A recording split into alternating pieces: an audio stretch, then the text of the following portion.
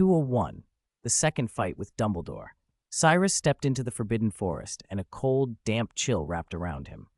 The morning sun gave no warmth here. The tall, leafy trees swallowed its light, scattering it into thin, powerless shafts that seemed frozen and trapped between trunks. The forest felt the same as always, oppressive, full of spear-like branches that pierced the gloom. Fallen leaves lay in a thick, slippery mat underfoot, but it didn't slow him. With his power, moving from one point to another would be instantaneous.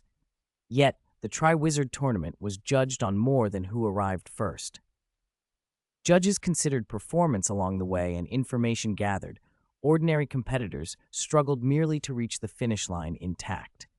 For Cyrus, the finish line was never the goal. He had to make it look effortless. So, before he went any deeper, he stopped as if waiting for someone. On the Quidditch pitch, Cyrus's odd behavior drew everyone's attention. He stopped, Lee Jordan cried in his usual excited commentary. What do you suppose he's doing? Hermione didn't take her eyes off the screen. Ginny shook her head in puzzlement. Ron's face twisted into a grin of incredulity. He's not waiting for Dumbledore or Grindelwald, is he? Going to fight Dumbledore? He hasn't a chance. Hagrid boomed, his voice carrying across the stands. Yet he hesitated. Hold on. Dumbledore's afraid of you-know-who, but Cyrus beat you-know-who. Hard to say who's stronger, really. Worry creased his face. The handsome Ilvermorny principal might be challenging Dumbledore. The rumor spread like wildfire. Cornelius Fudge, at the match to represent the Ministry, was aghast. Whoever would openly confront Dumbledore, one must remember that, whatever the Ministry's current coolness with him, Dumbledore still embodied the prestige of British magic. He must be mad, Fudge muttered, shaking his head. I think he wants revenge, Dolores Umbridge said sweetly. Isn't he the criminal Dumbledore subdued before? He still doesn't seem to understand how wide the gap is between him and the strongest wizard. Ludo Bagman, never shy about a wager, laughed. I'll put 30 galleons on Dumbledore, finishing this kid in under 5 minutes, showing mercy and all. Arthur Weasley raised an eyebrow. He knew of Cyrus from Ginny's fangirling. He wasn't convinced Dumbledore would be finished so fast. 30 galleons, Ludo? I'd say Dumbledore won't finish him in less than half an hour. Molly poked Arthur's side in mock outrage. What are you doing, Arthur? We don't have a galleon to spare, and Bagman's no credit. Remember what he did at the World Cup? Ludo grinned and slapped 30 galleons on the seat between them anyway. Even Molly, who'd seen the coins when Harry withdrew from Gringotts, couldn't object. She simply warned Arthur not to let the children hear or follow suit. Fudge volunteered to be witness. Arthur, you look like you're going to lose, he said with a greasy smile. Ludo's cry rang out as Dumbledore himself stepped toward the edge of the forest. Look! Dumbledore's entering the forest now. On the feed, Dumbledore's bent nose and silver hair were unmistakable. As he crossed the threshold, Cyrus, who had been standing perfectly still, eyes closed, opened them. He had been cloaking his mind in occlumency, listening like a radar. Over here, Dumbledore, Cyrus called softly. Indeed, Cyrus had been waiting for Dumbledore, not to settle everything in a headlong rush, but to test him. He located Dumbledore's path, and though the distance was not negligible, it posed no problem. He cast a low-flying charm, skimming the ground like a running whirlwind, close enough to avoid violating the no-flying rule's intent. Before Dumbledore could adjust to the forest's chill, Cyrus appeared in a swirl of mist half a mile away. He didn't ambush, he stepped into view. A dark green serpent coiled around his wrist, then slithered down and became a wand in his hand. Dumbledore's Elder Wand settled into his palm without surprise. They stood amid mist and frozen light, like gladiators in a shadowed arena. This reminds me of our duel in the Shrieking Shack, Dumbledore said with a thoughtful smile. It hasn't been long, and yet everything's different. Old people are easily left behind by time, don't you think? Let's just fight, Cyrus said, and struck. A spell shot out, cutting through the mist. Dumbledore countered quickly. His wand flicked, and the spell detonated, flaring in Cyrus's face and momentarily blinding him. Dumbledore vanished and reappeared behind Cyrus, launching a silent, darting spell that split the air like a giant arrow, an attack the commentators described as capable of hunting dragons and giants. The arrow tore toward Cyrus's back. Cyrus had anticipated it. His body blurred into a plume of white smoke. The arrow passed through where he had been and slammed into a colossal redwood trunk. The blast sheared the tree. Nearly 10-meter diameter wood vanished as if cut away, leaving the top of the tree and its entwined branches suspended above an empty, gaping cylinder of air. "Is he trying to kill him?" Ron nearly leapt from his seat. "Quiet," Ginny hissed, tugging his robe. Hermione folded her arms. "We trust Cyrus. He's been in worse against you-know-who." Ron went quiet. He had heard Harry speak of Cyrus surviving even the killing curse. Maybe Dumbledore's display was nothing to Cyrus. Neville, however, watched the screen with a tight, angry stare, glancing from the duel to the highest stands where Bellatrix Lestrange sat. He couldn't abide that Cyrus consorted with Death Eaters, but to Cyrus, Bellatrix and any Death Eaters who chose to serve him were simply tools, sharp and loyal blades. He didn't care about their past crimes so long as they were useful and faithful. The duel escalated. Cyrus vanished and reappeared in several places at once, multiple apparitions cast simultaneously, a technique perilous enough to risk dismemberment. Yet Cyrus emerged whole and surrounded Dumbledore, unleashing 4 or 5 crimson bolts from different angles. It looked like he had cut off every retreat. Dumbledore didn't panic. He took a half step back, and the Elder Wand drew in one of the bolts like a lightning rod, grafting it onto another incoming spell. Then, almost imperceptibly, he lengthened the distance of a third spell, an undetectable extension charm, and sidestepped out of its path. He met the 4th spell head-on and deflected it into the 5th. In an instant of apparent chaos, he calmly resolved every threat. "This is technique, Cyrus," Dumbledore said. "Sometimes we don't need to meet force with force. Power isn't everything." Cyrus smiled slightly and slipped his wand away. Neither had used their full strength. This was enough as a test. Another reason for restraint became obvious. A second white-haired wizard was closing fast, Grindelwald. He cut in with a sneak attack that exploded harmlessly between the two, more like a trumpet announcing his arrival than a true strike. He lifted his chin, an unpleasant, tight smile on his lips, no warmth at all. "You two are lively," Grindelwald said with an arrogant curl of his mouth. "Mind if I join?" 202. Vulcan opens the way. The spell announced Grindelwald's arrival. He stepped firmly between Cyrus and Dumbledore, the three of them forming a tense, volatile triangle.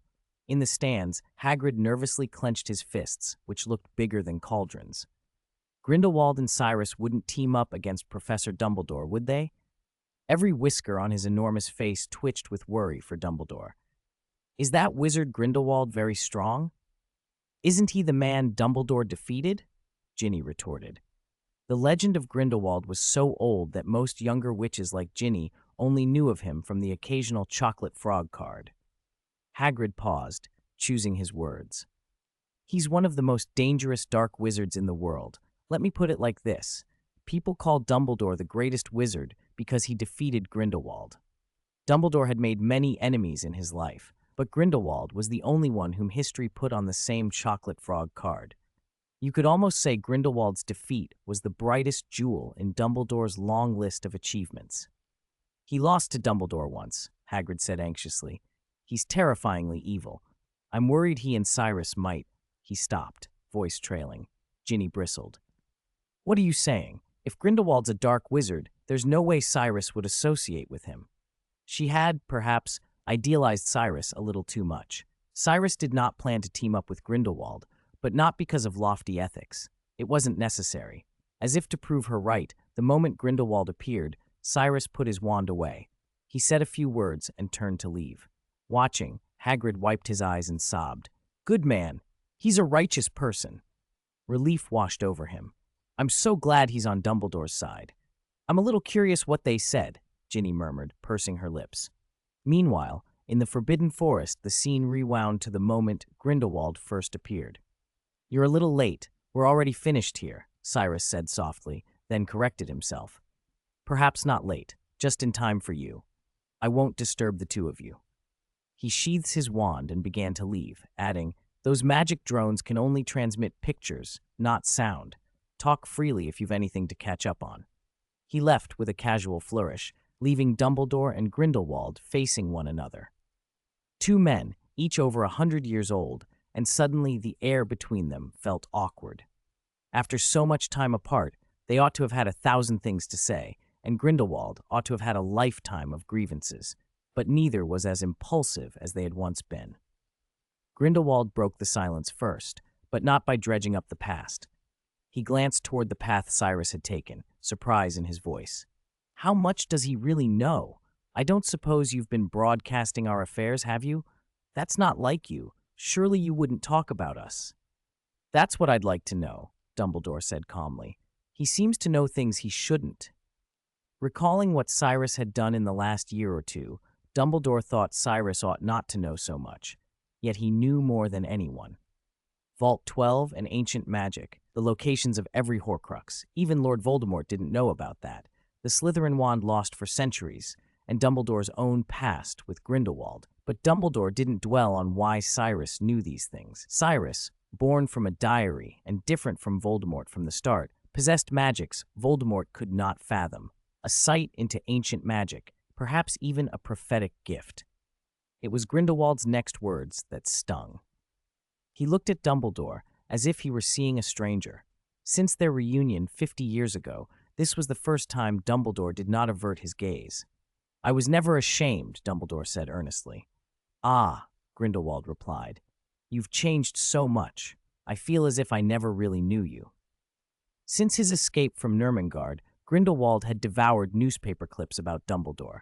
He had read Rita Skeeter's Barbs, paper descriptions that painted Dumbledore as cold, unbothered. Time had made Dumbledore more rational, more reserved. The impassioned, ambitious youth Grindelwald remembered, obsessed with reputation and glory, seemed gone. You only ever saw the blossom, Dumbledore said quietly. Of course you're surprised to see it withered. Wilting is the ordinary state of things. My beard didn't grow this long yesterday. We are over 100 years old. Cyrus walked deeper into the Forbidden Forest, not toward the maze's finish line, but laterally, searching for the forest's magical occupants. The International Confederation of Wizards had said the next task would involve the Forbidden Forest, and unsurprisingly, it was guarded by its creatures. Without flight, he felt at a slight disadvantage. In the dense, confusing tangle of trees, direction washed away. With so many strange creatures appearing of late, the forest's original denizens must be thoroughly annoyed. Just find where the most commotion is, Cyrus murmured, raising his wand and tapping the earth. From the muddy soil at his feet, a pitch-black snake slithered out. It flicked its tongue in confusion and slid deeper into the forest. Then another, and another. Soon a cascade of black snakes poured forth as if from a burst pipe, their sinuous bodies intertwining in a dense, writhing tide that sent chills up the spines of anyone watching. Cyrus's feet were soon carpeted by the swarm. In his amber eyes, pupils vertical, his magic flared. He made a low, rasping sound. No proper spell, only a hiss. Go, find the powerful ones for me. At his command, the snakes dispersed like ink, and Cyrus's conjured swarm scouted the forest. The display made many of the young witches and wizards feel uneasy. How could anyone who commanded venomous snakes be good?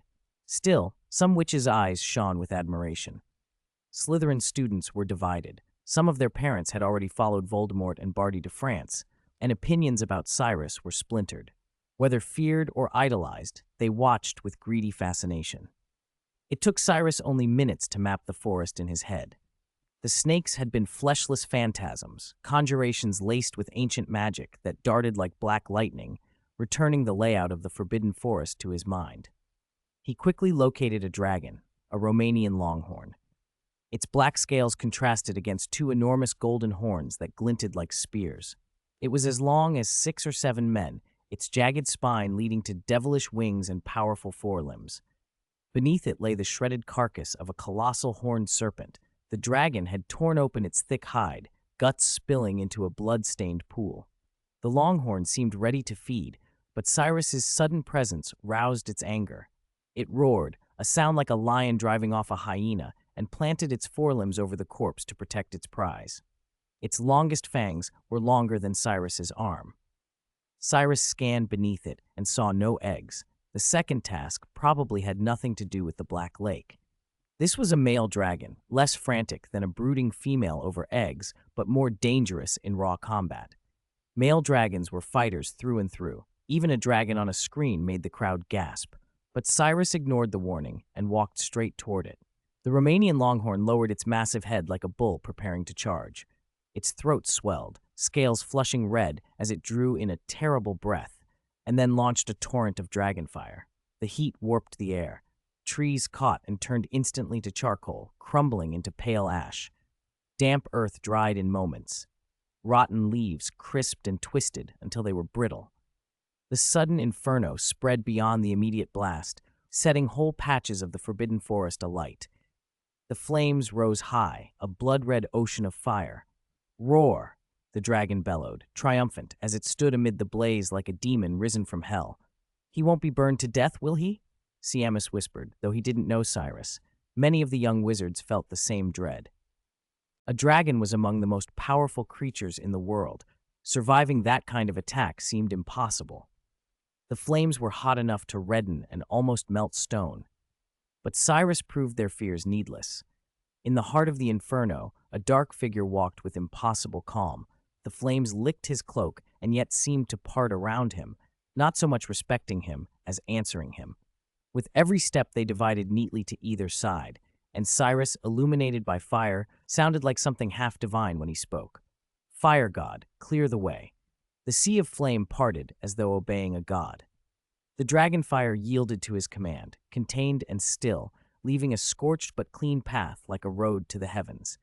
Over 1,000 onlookers stared, mouths open, as Cyrus stood lit by flames, as if a god of fire had come down among them.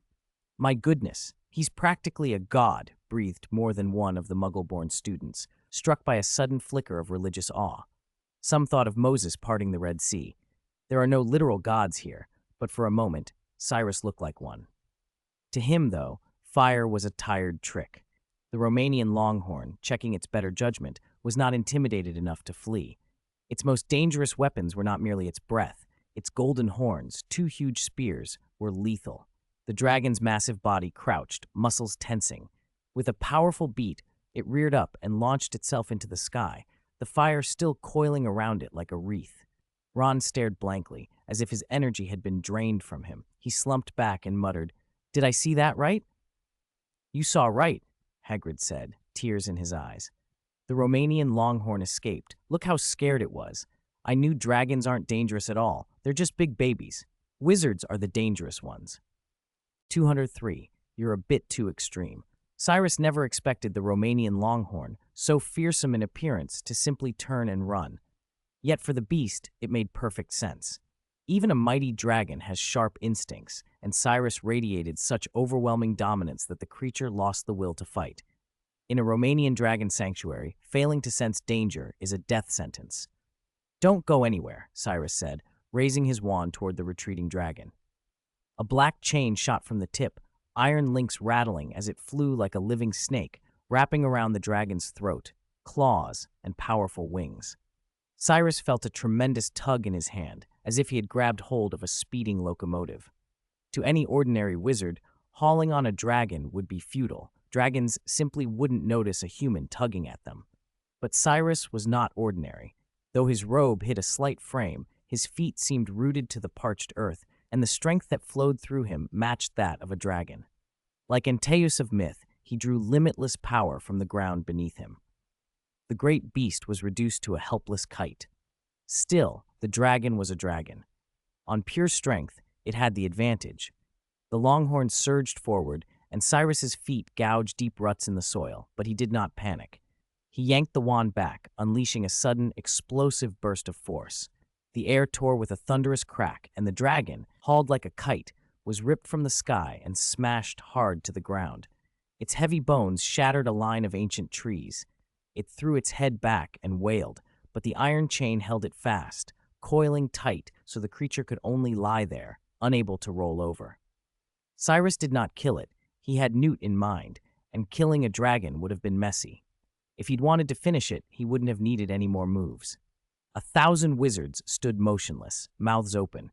Cyrus had already shown his power in a brief clash with Dumbledore, so they had some idea of what he could do.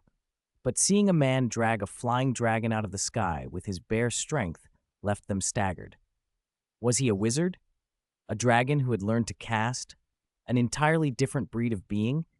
If Harry could have seen it, he might have remembered the night Lord Voldemort had rushed Cyrus and had one hand twisted to pieces, but he would not see it. At that moment, he was struggling deeper into the Forbidden Forest. As the youngest champion, Harry felt the pressure more keenly than anyone. Apparition was impossible inside the forest. He could only pick his way forward over slippery dead leaves and mossy fallen trunks.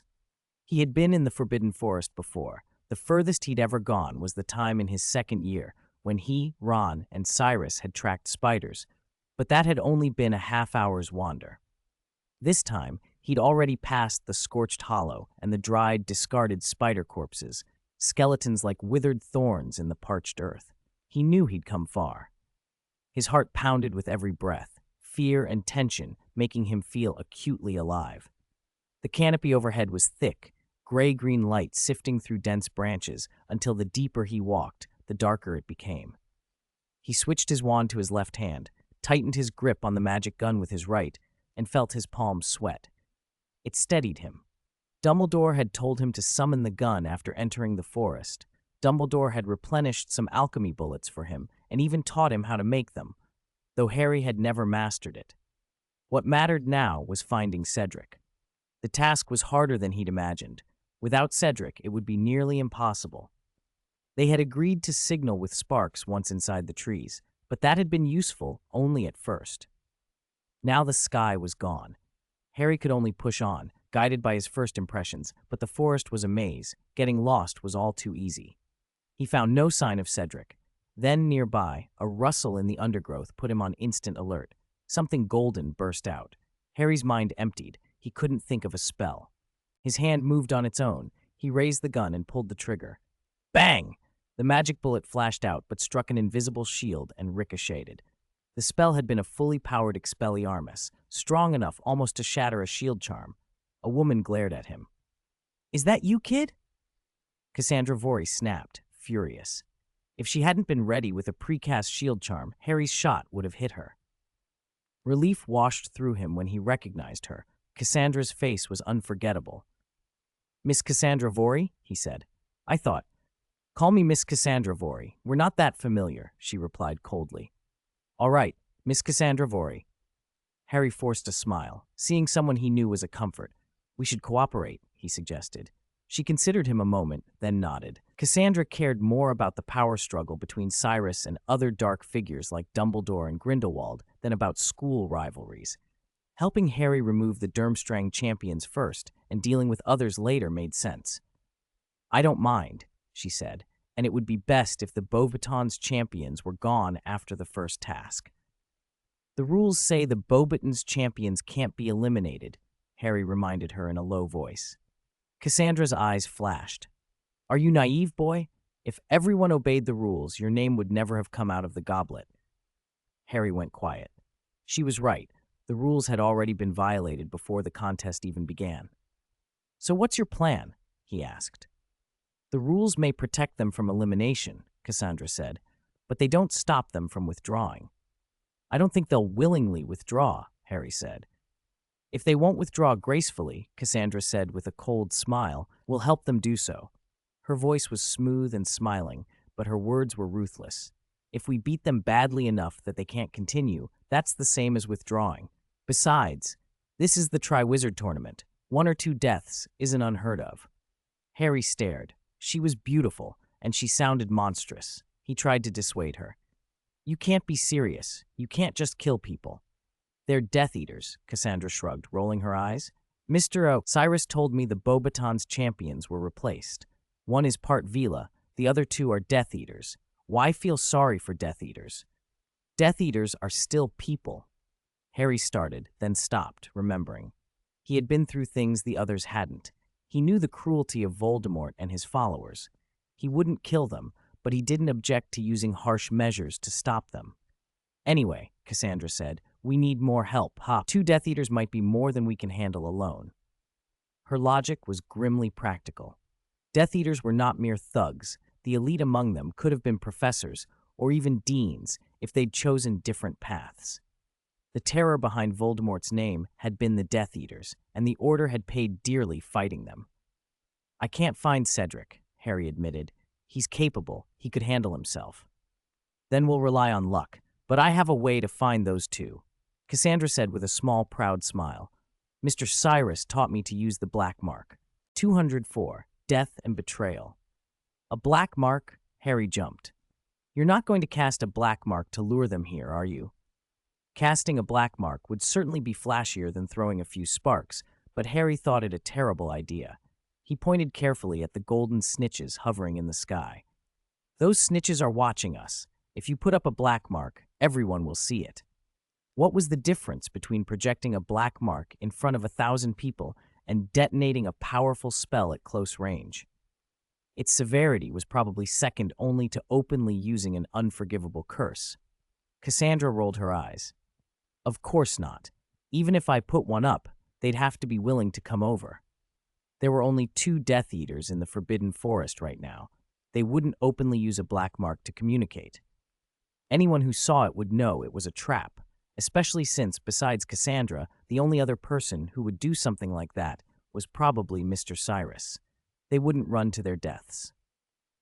The black mark doesn't have a locational function, but Mr. Cyrus invented a sensing spell, Cassandra explained.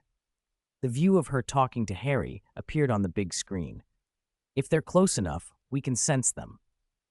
It looks like Harry and that beautiful girl have teamed up, Fred said with a low chuckle. He and George glanced at Ginny, but they didn't tease her the way they had years before. By now, they all knew Ginny had no interest in Harry. Ron, however, looked a little envious. Don't get ideas, little Ron. You can't win that girl. She's a viper. All right, stop arguing, someone called. Look, they're moving. Harry's heading toward the 2 Beauxbaton students, Hagrid exclaimed. No one on the field cared about Harry more than he did. In the Forbidden Forest, Rodolphus and Rabastan Lestrange had found each other. Brothers, Lestranges, and trusted lieutenants of Lord Voldemort, they had more options than most. Rabastan seethed. I want to find a chance to kill that imposter, he snapped. How? Even the Master couldn't kill that monster with a killing curse. How could we? Rodolphus shot back. He hated Mr. Cyrus, who had run off with his wife Bella. The humiliation stung more than anything. But he kept his head. Don't be reckless. We have other work to do. The location for the second task has already been set. When the Master returns, Mr. Cyrus and Dumbledore will die. They had 2 jobs: collect intelligence and try to contact Grindelwald in hopes of an alliance. Voldemort had been defeated once, but France had become a safe base for them. If the Dark Lord could return with allies, he would have a chance to challenge Mr. Cyrus and Dumbledore. If those 2 allied instead, it would be a disaster. They had to be proactive. Grindelwald's appearance on the plan gave them hope. Rabastan was still bitter. Shouldn't we get some revenge first, he demanded. The humiliation of Mr. Cyrus running off with Bella had been personal. Those 2 students who came with him, one of them is the traitor's daughter, Cassandra Vori. Kill them. His wolfish eyes gleamed. Rodolphus said little to dissuade him. They were only students. Killing them was not difficult. The challenge would be to make it look like an accident. Then you'll figure it out. I'll go to Grindelwald. Going after Grindelwald was clearly the more dangerous task, so as the older brother Rodolphus took it, he didn't expect to strike a full accord right away. This was a test, and everything had to be prepared carefully. After they split up, each moved with purpose. To the watching crowd, Rodolphus's actions looked like another competitor looking for weaker champions to eliminate, part of the tournament chaos. No one suspected the truth. Meanwhile, Harry and Cassandra were closing in on Rabastan. The sensing spell's signal grew stronger. Both cast disillusionment charms, but Harry's was a little rough. He usually relied on the invisibility cloak and had only learned the charm in a flurry of cramming before the competition. Keep it down, Cassandra whispered, crouching low. Their images had already been scrubbed from the broadcast. They found Rabastan quickly. The wizard, disguised as a student, moved through the woods with a fierce look. He must be looking for us, Harry whispered, trying to keep his silhouette from standing out. He had his magic gun at the ready. Using a wand silently wasn't an option for him, and shouting a spell would have been like announcing a surprise inspection. He wasn't about to telegraph their position. He definitely has a shield charm up, Cassandra said. Don't you have something stronger in your spell bullets? I have an exploding charm, Harry murmured. Good. I'll count to 3 and then break his shield charm. Cassandra's voice went low and hard, her cold, seductive serpentine eyes fixed on Rabiston. Her lips, stained a pale green, curved slightly. 1, 2. Harry crouched, his muscles coiled. Cassandra's countdown felt like a command. His palms were slick, but there was no time to hesitate. Shoot! She tapped Harry with her wand. That was his cue. He sprang out like a startled wildcat. Rabiston flinched at the noise but saw nothing until a sudden blast shattered the shield charm in front of him. A violent explosion and a flash of fire filled the air. Rabiston felt as if he'd been struck in the chest and stumbled back. He wasn't injured, but his shield charm was gone and his mind went blank for a moment. Cassandra rolled to her feet and fired. Stupefy! Rabiston's reflexes were faster than they'd expected. He couldn't conjure a new shield in time, but he managed to deflect the stupefy as if parrying with a blade. Spells might not be visible, but they had directions, and he quickly read where the attack had come from. He raised his wand high. Hominum revelio. Like a gust of wind, the disillusionment charms fell away. Cassandra and Harry's forms were revealed as if dust had been brushed from them. Rabiston's lips curled in a mixture of shock and delight. He had never expected to see Harry Potter with Cassandra Vori. I was wondering where you were, he laughed, and launched without warning. He was ruthless in his strikes. Though the dark arts couldn't be freely used in public, there were other lethal methods. Avifors, he cried. White birds burst from the tip of his wand like arrows. Harry rolled behind a massive fir. Cassandra had no natural cover, but she slammed a spell into the earth, turning the mud beneath her feet to iron. Protego horribilis. The feathered missiles clanged against the hardened ground, sparking on contact. Harry couldn't imagine what it would be like to be struck by those birds, but it couldn't be pleasant. He reloaded while keeping his head down, then pushed his wand into the other hand and whispered, Lumos. A green light shone from the tip of the wand. Harry bellowed, Avada Kedavra, and charged. Rabiston froze at the name, his face blanching when the green glow flashed from Harry's wand. In the chaos, he did not have time to analyze whether Harry could actually produce the killing curse, and he chose caution. He aborted his attack and rolled for cover. At the same time, Harry fired the green light like a decoy. Rabiston's attention was glued to it. Then Harry swung the gun. Confringo, he shouted and pulled the trigger. Rabiston instinctively raised his wand. Protego Maxima, he cried, trying to send the spell back the way it had come. Shield charms could deflect, and he meant to make it rebound and melt the attacker. But the bullet from Harry's gun was faster than the eye could follow. It slammed into Rabiston's attempted protection and exploded, not with a fiery confringo, but with a brilliant golden impact that pierced the shield like a javelin of sunlight. The spell struck through as if the shield had been a soap bubble. Rabiston stared in stunned disbelief. He had been tricked. That green lumos had only been part of it. The golden spell slammed into him, and he staggered, winded. Harry's lips twitched in triumph. Among his remaining bullets there were none as blatantly destructive as confringo. 4 had been crafted by Dumbledore himself.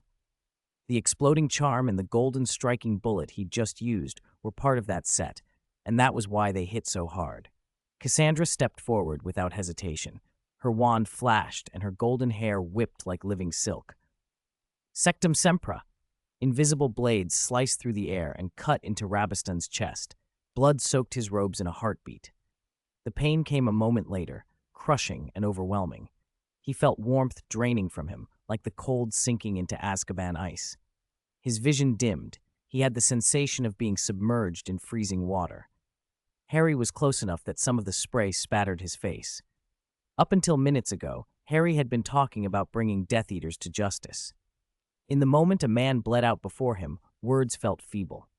Rabiston wasn't quite dead. He still drew a ragged breath. If there were Ditney, a counter-curse, perhaps he could be saved. Harry turned stiffly to Cassandra. She showed no trace of remorse. Her smile was triumphal, delicate as an elf in the morning light, but something about it chilled him. She met his stare, lips lifting in a scornful sneer. Then, under Harry's aghast gaze, she raised her wand. Stupefy! Chapter 205, Grindelwald. Don't you know I hate Paris the most? The crimson bolt hit Harry square in the chest. For a moment, his whole face went slack with disbelief. Cassandra had attacked him. Weren't they on the same side? Partners who could be trusted? The only reason he had started to trust her was the shared mark on their arms. He had been betrayed. He tried to call out, to demand why, but consciousness slipped from him, and he went down like a felled tree. Cassandra gave him a cold glance, then turned to the fallen Death Eater, Rabastan, disguised as someone else. His eyes were vacant, mouth open, foam flecked with blood at the corners. Over 1,000 people on the Quidditch pitch watched in stunned silence. Many covered their faces, none daring to speak. Professor McGonagall looked as if she might topple from the shock. "How dare she kill someone?" Hermione shrieked.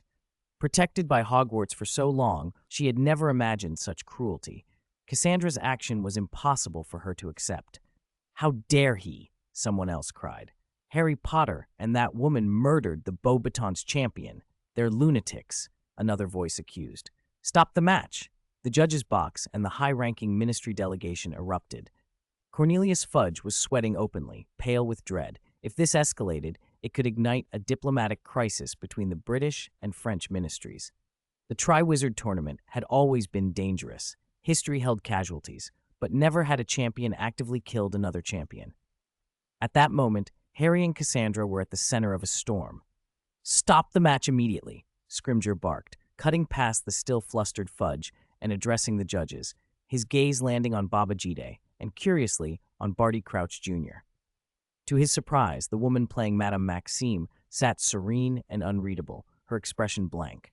"Once the tournament begins, it cannot be terminated," Babajide replied with strained calm. Cassandra's behavior was monstrous, but ending the match now would invoke rules that would unjustly punish the remaining champions. "Then disqualify Harry Potter and Miss Cassandra Vorey," someone shouted. Professor McGonagall's face blazed with fury. She stepped forward, every inch an indignant guardian. "This has nothing to do with Potter," she snapped, but another man, an official from the International Confederation of Wizards and a recent Beauxbatons graduate, was livid. Everyone saw it. Harry Potter and that woman murdered the Beauxbatons champion together. Premeditated murder, gentlemen. Fudge floundered, his one thought to deflect. "It has nothing to do with Harry," he stammered weakly. "The killer turned on him as well. He was deceived." Scrimgeour let out a breath he'd been holding. For all his frustrations with Fudge, the man's explanation, clumsy though it was, provided a useful narrative. Harry had also been attacked, therefore he couldn't have been a willing conspirator. The Beauxbatons lawyer's fury cooled only a fraction. "Disqualify Ilvermorny," someone demanded, furious at the possibility. Babajide looked pained. "We need to discuss this. Perhaps we can pause the match and try to save the Beauxbatons champion?" McGonagall suggested, the relief that Harry might not be implicated quickly shifting to concern for the fallen boy. He might still be saved. It was a reasonable proposal. But Cassandra, standing where the spell had struck, lifted her face as if catching sight of a magic drone. A disturbingly beautiful smile crossed her lips. Then, with a flick of her wand aimed at Rabastan, who had only one ragged breath left, she intoned, "Incendio." Flames leapt out and swallowed him. In seconds, Rabastan was reduced to ash. The grandstand gasped like a single living thing. McGonagall felt a pain in her head as if something had been split inside it. Dolores Umbridge was the first to break the stunned silence. Her sugary voice shrilled with manic spite. "She's a demon, a born bad seed, just like Cyrus. Didn't you all know he was a wanted criminal?" She babbled on, breathless. "Ilvermorny must be disqualified. What kind of principal? What kind of students? What will she do next? Didn't you see her look at the golden snitch? This is provocation. They don't respect Hogwarts, the Ministry, or the International Confederation." Her rant carried a string of accusations.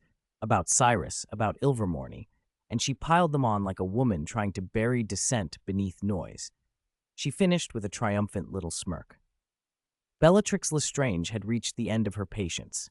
Her high heel flashed from beneath a swathe of black lace and drove into Umbridge's chest. The plump woman toppled with a strangled cry. Bellatrix's fury, never far beneath the surface, even after Cyrus's ancient magic had somewhat tempered her madness, burst out. One foot pressed down on Umbridge. Bellatrix leaned in, her crooked wand dangerously near Umbridge's eye. "What are you doing, Bellatrix Lestrange?" McGonagall shouted. Wizards in the stands startled and drew wands at once, pointing them like barrels at Bellatrix. "Put your wand down, Black," Scrimgeour ordered. Umbridge screamed, humiliated at being trampled. Bellatrix glared down at her with contempt. "Shut up, you toad," she hissed.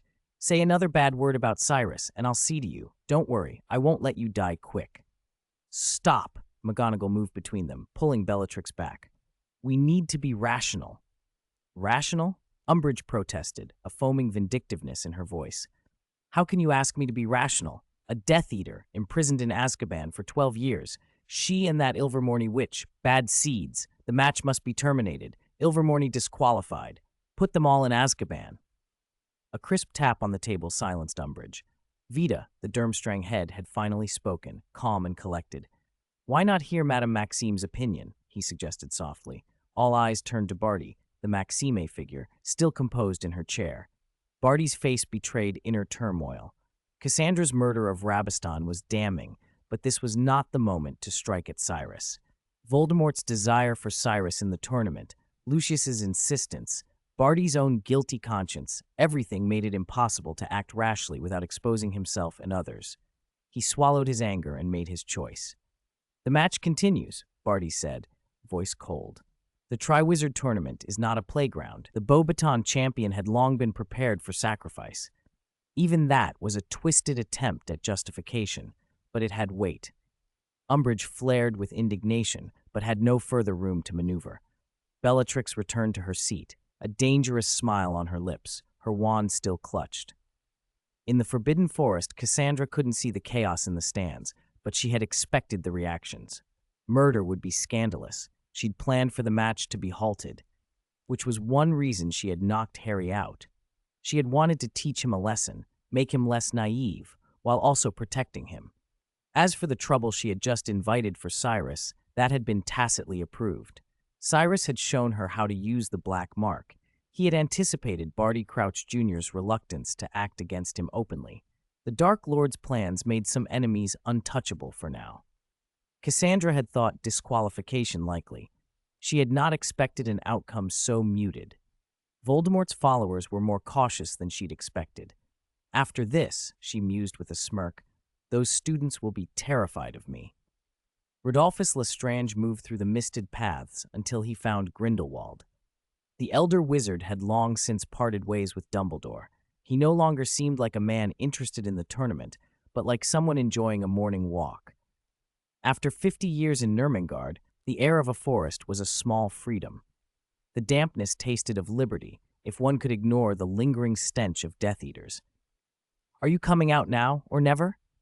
Rodolphus slithered from the undergrowth, adopting a tone of servility. He had searched through channels and transfers to find Grindelwald. "Mr. Grindelwald, I seek your cooperation." "Cooperation?" Grindelwald chuckled without opening his eyes. His senses seemed to drink the forest around him. When he did look, one eye shone a peculiar silver blue. "You're from France," he said slowly, "and you don't know what I hate most? Paris." Rodolphus bristled at the oddness, but pushed on. "I think you misunderstand. We serve the Dark Lord. We have a common enemy. Dumbledore and Cyrus are allied. You are powerful, but even you and the Dark Lord need allies. We fight better together." Grindelwald's laugh was thin and mocking. "You make a good point, Mr. Lestrange, but why don't you do that yourself?" "What do you mean?" Rodolphus asked. Grindelwald's silver pupils seemed to burn as he spoke. "I mean your brother," he said quietly. "If he had stayed with you, perhaps he would not have been so easily killed." 206. A righteous gang fight. Grindelwald possessed the power of prophecy.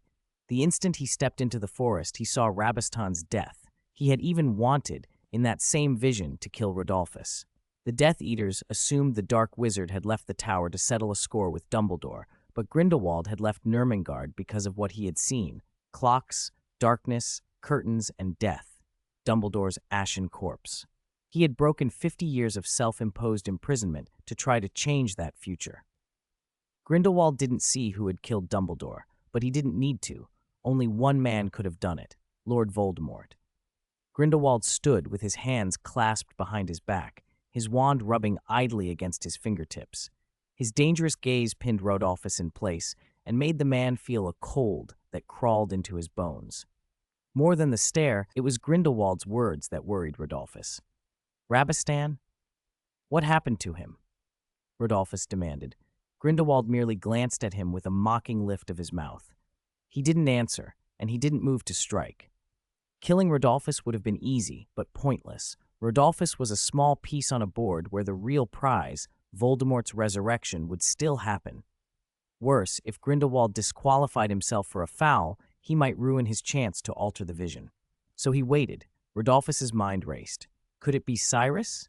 If Grindelwald's hint was true, Rabistan was in grave danger. Rodolphus refused to imagine that two students could have killed his brother. Rabistan was an elite Death Eater. The only person he could conceive of pulling it off was Cyrus. Rodolphus forgot that if Cyrus had truly attacked, neither he nor Rabistan, even together, would have survived a single spell. At that moment, the man he hated most, Cyrus, was dragging a dragon by chains and literally standing on the top predator of the magical food chain. The Romanian longhorn hung its head like a beaten dog, terrified to even open its huge eyes. Cyrus had no intention of eating the dragon. He had captured it for information, for clues to the second task. Dragon meat could be tonic, and many magical creature parts required activation through magic or potion making to be useful. Cyrus had imprisoned the creature to extract intelligence about the second task's location. He was also holding a transparent crystal orb. It looked like a divination sphere, but when Cyrus fixed his golden red eyes on it, mist swirled inside, and a black corridor shimmered through the fog.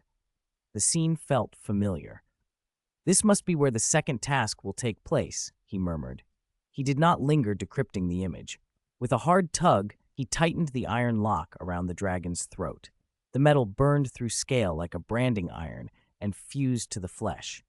The Romanian longhorn screamed, spread its wings and thrashed, but Cyrus's magic compelled it. His voice, quiet but absolute, carried power like a spell. "Take me to the other creatures guarding the clues." For a dragon with strong magical resistance, spoken commands would usually be ineffective, but this longhorn had already been subdued. The chains and the magical shackles Cyrus had placed on it left it no option but obedience. It beat the air with its wings, then rose through the scorched canopy of the forbidden forest and toward the blinding sunlight beyond. Cyrus stood as if walking on a plane, one hand on the chains, his right foot pressed on the dragon's neck, his left on its spine, the other hand clutching the dragon's majestic horn like a crown. His robes billowed in the high-altitude wind. From above, he could see as far as the Quidditch pitch. He looked like a kingly rider inspecting his domain. "That's so cool!" Ron had lost count of how many times he'd shouted that. Harry sat numb beside him. Cassandra had rendered him unconscious in the forest. Aurors had recovered him. Otherwise, left unconscious among the creatures, he would surely have died. The rescue meant he was disqualified from the tournament, but Harry cared little. He had never really entered to win. Once the goblet had spat out Cyrus and Dumbledore's names, his childish hopes had died. He knew his limits. Compared to the legends who'd been chosen, especially Cyrus, he was nowhere near their caliber. If anything, a team with his courage, Hermione's brains, Ginny's resolve, and Ron's humor might make a better champion, but that was fantasy. Cedric's face flickered through his thoughts. Even someone like Cedric would probably not stand a chance against Cassandra, much less Cyrus. He felt a pang for Cedric, betrayed and left to fight alone. "The rule is that champions can't fly, not that dragons can't," Ron pointed out. "Cyrus is standing on the dragon." "That makes sense," Harry said absently. His eyes were not on Cyrus now, but searching the forest for Cedric. The Hufflepuff had been unlucky. After entering the forest, he had signaled to try to find Harry, but his sparks had drawn the attention of a T-bow, a boar-like, gray, spiky creature with upturned tusks. Cedric knew not to stand in front of it, or the tusks could have impaled him. He blinded it with a spell and slipped away, only to stumble into the territory of a runespore. Runespores are usually short, three-headed serpents, but the one Cedric met was enormous, as if someone had hurled an engorgement charm at it. Runespores aren't particularly aggressive, and Cedric knew their biology well enough. The left head is clever, the right one venomous. In the chaos, he misjudged which head was which. He took a bite from the venomous head and was poisoned. Just then, a centaur burst into the clearing and rescued him like a knight from legend. Harry's other worry was Cassandra. He had struggled to accept her betrayal. She had been a follower of Cyrus, as he and many others had been, but she had cut him down. The knowledge that the Beauxbatons wizard she'd killed was actually a Death Eater had shifted his feelings. "She was protecting you, Harry," Hermione whispered when he told her what he'd learned. If Cassandra hadn't acted then, Harry might have been implicated. Instead, he had been saved. "But what about her?" Harry asked, uneasy. "No need to worry about her," Ginny said. "She's from Ilvermorny. You're the one stuck at Hogwarts for 3.5 more years. Learn your lesson. Twice, you've been captured by Death Eaters, and you still don't watch your back." Ginny's rebuke stung, and Harry blushed. Then Ron cut in. "Look, Crumb's about to get eliminated." Harry watched as Fisher bested Crumb. The two had met head-on. Fisher, perhaps not as brilliant a Quidditch player as Crumb, was clearly superior at dueling. He hung Crumb from a branch with a spell and snatched his wand. Before he could revel in his triumph, Rodolphus struck. Already furious at the possibility something had happened to Rabastan and finding no sign of him, Rodolphus had snapped. When he saw Fisher, he snapped at the chance for payback. A searing curse struck Fisher in the back, knocking him to the ground. "You dog of Cyrus," Rodolphus spat as he loomed over him. "Before your master is resurrected, let me collect some interest." Fisher, who had no idea he'd been accused of anything, didn't know he stood before a Death Eater, frowned through the pain. He may have been a Beauxbat's champion, but he was also proud of his family and his professors. "You dare insult Professor Cyrus?" he snapped, ignoring the burning ache in his back as he met Rodolphus's glare. "On the honor of the Fisher family, 12 Aurors among us, I challenge you to a duel." His words hung in the air, but before the duel could properly begin, a spell whistled past his ear. Then a monstrous runespore crashed through the underbrush like a runaway cart. Cassandra appeared, a golden, fierce figure, stepping atop the huge serpent as if it were a horse. Her wand fired a rapid staccato of spells. "Fisher, what is this? Still dueling?" she called, voice cool. "This isn't the time for formalities. Time for a righteous group beatdown." Her arrival tipped the balance. Chaos erupted as students and creatures swarmed, spells and curses slamming into trunks and leaves. The forest became a thunder of magic and shouting, a hard, inexorable melee spinning up around the champions, Death Eaters, and the few who stood between prophecy and carnage. Chapter 207. This is not a competition, but a clarion call before the war. Cassandra stood on the back of the giant runespore, its rugged scales jutting out like broken stone. The damp jungle wind whipped her golden curls around her face, giving her the look of a Valkyrie. "Volley's daughter?" someone muttered. Rodolphus was taken aback by her sudden appearance and by the sheer size of the runespore. He rolled across the ground to avoid Cassandra's compact, aggressive spells, countering with a shield charm that struck the creature's thick flank, its scales larger than a human palm. Rodolphus didn't really believe Cassandra had killed Rabastan, but seeing her alive only stoked his fury. Rabastan had gone off specifically to deal with Cassandra. Now Cassandra stood before him unscathed, while his brother's fate remained uncertain. The contrast made him even harder to calm. He had been too afraid to take vengeance on Cyrus himself, so from the start he'd fixed his sights on Cassandra and Fisher. Now that they stood together, Rodolphus's intent to kill sharpened. "Volley, how did you get here?" Fisher asked, staring up at the enormous snake. The runespore's 3 heads flicked scarlet tongues in unison. Its terrible serpentine eyes swept the clearing as if every person standing there were prey. Fisher had never seen a runespore this massive. He felt like a rabbit before a wolf. Fear kept him from rushing to Cassandra's side. He stayed a cautious distance away, watching Rodolphus. Pain from the wound in his back throbbed anew. "Just ran into it," Cassandra said casually. She barely knew Fisher. She had no intention of revealing anything about the Death Eaters. Fisher was promising, but not yet a follower of Cyrus. "All right, take him down together." Cassandra readied herself. No one present understood that when she said, "take him down," she meant it literally. Since the Goblet of Fire chose the champions, Cassandra had never focused on the contest itself. She knew she wouldn't be its hero, nor did she want to use the Triwizard Tournament to grandstand. Her sole purpose was to help Cyrus however she could. She didn't know the Death Eater's full plan, but removing them was certainly not wrong. She sprang from the runespore's back, raised her wand, and the colossal snake coiled and thrust like a train car, pressing toward Rodolphus. A runespore 2 meters long would be dangerous enough. This one, though not as powerful as a dragon, was still a tremendous threat. It lunged as if Rodolphus were food, the rightmost head snapping forward in a flash. Rodolphus rolled, evaded, and lashed out at the left head with an eye-blinding charm. Although the runespore was massive, its magical resistance did not match a dragon's. Its eyes were vulnerable. It had already taken damage from Cedric earlier, and another successful spell from Rodolphus could cost it an eye. The middle head, ostentatious and vain, shut its eyes and turned to shield the injured left head. Then the runespore snapped its tremendous tail toward Rodolphus, like a whip. The sound cut through the air like something tearing. Fisher's heart hammered. Only then did he dare edge closer to Cassandra, watching the monster rampage through the trees. The runespore's tail cracked against thick fir trunks, snapping them. The broken trees didn't fall outright but leaned, entangled in the branches of surrounding trees. "How did you find such a huge creature?" he asked in disbelief. "Just stumbled across it," Cassandra replied, not offering more.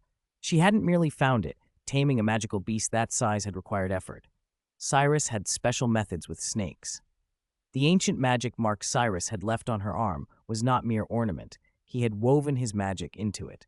Cyrus was a Parselmouth and used a snakewood wand. The power of Parseltongue seemed amplified by the ancient magic. Cassandra used that connection to command this unusual runespore. "Don't worry about that. Act!" Cassandra said, lifting her wand and firing at the man the runespore pursued. Rodolphus didn't appear panic-stricken. Size had its advantages, and smallness had its own. To the runespore, he was slippery, hard to catch. Besides, its weaknesses were obvious. If he targeted them, he could eventually beat it back. He bobbed and dodged, attacking the head that seemed to make the decisions. Cassandra wouldn't let him have it her way. In an instant, Cassandra and Fisher closed in, using the runespore's huge body as cover and advancing. Their spells lit the jungle like fireworks, brilliant streaks of light flashing across the dark foliage. Fisher's style was straightforward. Cassandra's was ruthless. Every spell she cast cut toward Rodolphus's head or heart. Severing charms, arrays of spears and swords slicing the air. Short of the unforgivables, she used everything she had. Rodolphus himself wished he could answer in kind with Avada Kedavra, but skill alone wouldn't save him from 3 heads and 2 determined wands. He scarcely had time to parry Fisher's less lethal attacks. The fight was ferocious. Cassandra and Fisher pressed on while the runespore blocked any escape. Rodolphus thought of fleeing, but then realized to his horror that the area had been warded with an anti-apparition charm. "I was ready for you," Cassandra said, and then with a flick she cast an incendio. Her lips, touched by pale green lipstick, curved faintly. She'd prepared before she'd rushed out. The spell was cast quickly and wasn't large in scope, but she had been methodically herding Rodolphus into this trap. Sweat ran down Rodolphus's forehead. His attempt to apparat had failed. The aftershock of the effort left him disoriented. "Blasting curse," he howled, trying to shake his head clear. For a heartbeat his thoughts wavered, and in that same instant, Fisher's spell hit first. Rodolphus's left arm exploded in a spray of blood and flesh. He flew sideways, rolling across the ground, and rose like a wounded wolf, face twisted in pain and fury. But what he saw was not a weakened opponent, but Cassandra, fierce and beautiful as a venomous snake. Just as she had with Rabiston, Cassandra unleashed a severing charm, an invisible blade arced toward Rodolphus's heart. His pupils reflected a web of phantom blades. The air itself seemed sliced into segments. Then, with a sickening thud, a bloody arm dropped to the earth. The left arm lay on the ground like minced meat, flesh splattered and bones starkly white. Fisher gagged but dared not bend over. Rodolphus's face was ashen, almost like an infurious, but his eyes remained feral and fixed on them, refusing to look away. "You shifted your body to the right as the spell hit your heart," Cassandra said, frowning. "You're smarter than the other one. He took my spell square in the chest." "The other one?" Rodolphus seemed to forget his pain for an instant. Bulging veins carved his temples as he roared like a demon. "You killed my brother! That's your brother?" Cassandra sounded surprised for a moment, but she did not soften. She felt no sympathy for a Death Eater. "Perfect. I was worried he'd die alone and his family would mourn. Now that I've killed you too, the whole family will be together." If Rodolphus hadn't been consumed by hate, he might have wanted to ask who the real Death Eater was. But he couldn't speak coherently. He wanted only to tear Cassandra to pieces. If it had been Cyrus in front of him, he might have taunted Rodolphus about the days he'd spent torturing and killing other wizards. Instead, Cassandra raised her wand coldly toward him. To Fisher's stunned face, she seemed set to finish the job. "You killed someone?" Fisher said blankly. "You want to kill another? What's wrong?" Cassandra snapped. "Are you insane? This is the tournament. You'll get us disqualified." "Don't you understand, Fisher?" Cassandra's green eyes fixed on him, looking at him like a naive child. "What? Don't you remember Nurmengard? Haven't you heard what's been happening in the British magical world these past years?" She scoffed. "You need to grow up, Fisher. This has never been just a competition. It's a clash of power." She spoke slowly, each word meant to knock him out of complacency. "You think the surface of the lake is calm, but the undercurrents are already raging." Something lit up in Fisher's mind. Sudden, sharp. The apparently peaceful scene was the calm before a storm. Sometimes one thunderclap was all it took to shatter an illusion. The Goblet of Fire's result could be that thunder. He stepped aside. There was no longer any barrier between Cassandra and Rodolphus. On the pitch, over 1,000 spectators watched, anxious and silent. Cassandra, already responsible for a killing, lifted her wand at the Beauxbatons champion, who knelt on the ground with only one arm, seeming unable to defend himself. Most of the crowd had been disgusted by Rodolphus's earlier sneak attack on Fisher. They held him in contempt. But now, unconsciously, many people felt pity. "She shouldn't be so flamboyant," Hermione said, frowning. Knowing the man to be a Death Eater, Hermione did not object to him being killed, but doing it in front of so many people was reckless for Cassandra. "Maybe she just doesn't care. She's awesome," Ron said with envy. In the Weasley household, killing a Death Eater was an honor to boast about. At the judges' table, the professors were in disarray. McGonagall's face had gone pale. She must be stopped immediately, otherwise... "The competition continues." Barty Crouch cut in. "What?" McGonagall stared in disbelief and anger. "Do you realize what you're saying, Madame Maxime?" she demanded, striding up to him, furious. "This is your student's life." "All right." Barty's face hardened. Historically, the Triwizard Tournament has always been dangerous. They came to Hogwarts prepared for risks. He looked at McGonagall with an expression that betrayed little sympathy for the Lestrange brothers. "Madame McGonagall, since the tournament has been reinstated, casualties cannot be a reason to stop it. This is not a game. Do you think it's playing house?" "You'd be very proud of a headmaster like you," she shot back, affronted. Stung by his words, McGonagall returned to her seat without another word, her expression bitter. In the Forbidden Forest, Rodolphus had not yet given up. As long as a wizard still clutched a wand, he could not be declared defeated. Desperate, Rodolphus launched something far worse than ordinary curses. He ignited Fiendfire. The hellish fire began to eat the night. Fiendfire flared to life. Rodolphus had clearly gone all out. He could control Fiendfire. He always had that terrible knack, but now he didn't want to control it at all. The flames threw his silhouette into something demonic. A man returned from hell to collect revenge. "Die with me!" he shouted, a mad laugh swallowed by the roar of burning wood. The firelight caught in his pupils. The heat blistered his skin until he looked as if he were cracking open. After more than a decade in Azkaban, after Voldemort's failure and Bellatrix's betrayal and Rabaston's death, everything in him had snapped. He was a Lestrange in name only. He had nothing left to lose. If his family's honor was gone, he might as well take everything with him. Kill his enemies, erase the proof of his allegiance, and let the flames judge him. He's truly lost it. Professor McGonagall watched the screen, pale. She wasn't the only one uneasy. Once Fiendfire raged out of control, it would destroy everything in its path. 4 competitors were in the Forbidden Forest. The most vulnerable were Victor Krum and Cedric Fisher. Krum, the Quidditch star, had been knocked out earlier. He had woken as the chaos began, but was still suspended in the air, unable to move, his wand clutched in Fisher's hand. Fisher had not forgotten him, but there were too many immediate dangers to think of everything.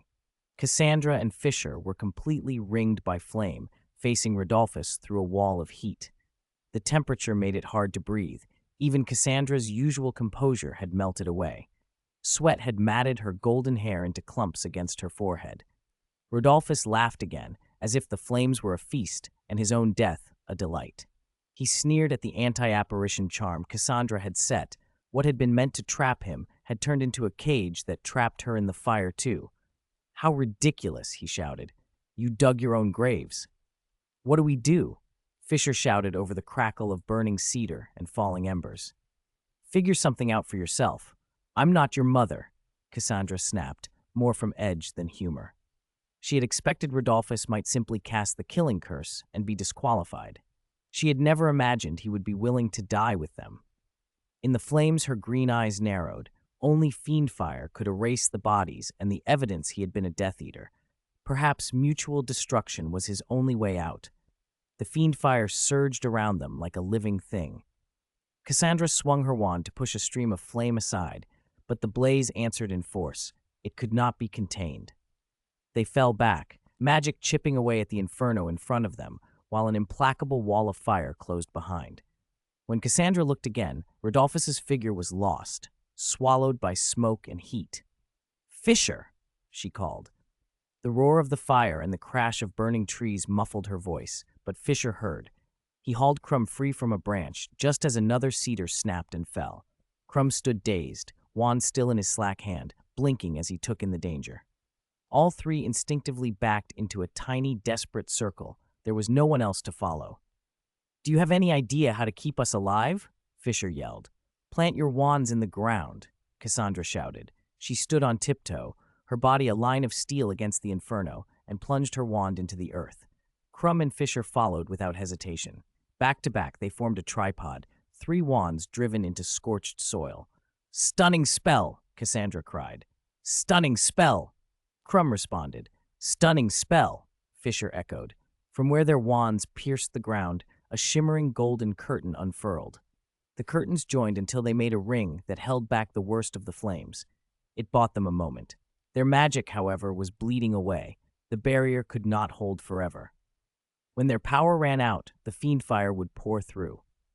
"What now?" Fisher asked, panic struggling through his voice.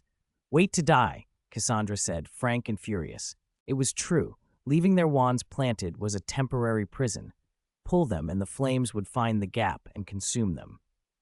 She looked beyond the circle. The fire raced up to the crowns of the cedars, needles exploding into bright sparks that fell like a burning rain. The giant runespore's shadow had vanished. Cassandra didn't know if it had escaped or been eaten. Rodolphus, she thought, was likely ash.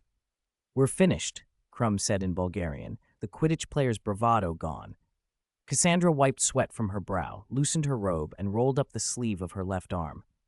Underneath, coiled on the inside of her wrist, was a gray spiral, like a wisp of smoke frozen under the skin. "What's that?" Fisher asked. "Ancient magic," she said without meeting his eyes. "When I pull my wand out, both of you cast shield charms. You must keep the fiend fire out."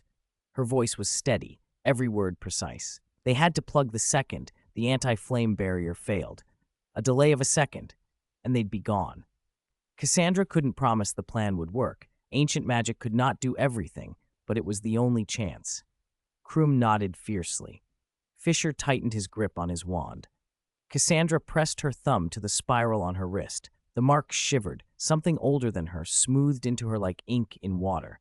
Power flowed through her, smoke into blood, and for an instant her emerald eyes shone with gold. "Get ready," she snapped. Their hearts leapt. Cassandra was the first to wrench her wand free. The fiend fire found the gap instantly, a living torrent angling toward her. "Shield charm!" Fisher and Crumb threw up their protections without hesitation. Fisher's bubble took the brunt, keeping the worst of the heat off Cassandra. Crumb's charm held too. Without both the shields, they wouldn't have lasted.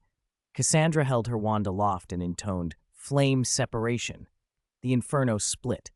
The sea of fire opened like a mouth diverted by an iron hand, leaving a narrow, charred corridor through which they could run. The wall of flame pressed on either side, but did not cross. "Hurry!" Cassandra shouted, and she ran without looking back. Watching from the Quidditch stadium, McGonagall and the others were stunned into silence. Fiendfire was supposed to be uncontrollable. Separating it like that was beyond expectation. If she hadn't been so hot-headed, her scores would probably be different, Lupin murmured to Sirius, who tracked the flames with a grim face. Now the problem is putting out the fire. "Someone will notice soon," Sirius said. They were right. Someone arrived. Not Dumbledore, but Cyrus. He came on the back of a Romanian longhorn with an easy, disdainful calm. He had sensed the activation of the mark and been drawn by it.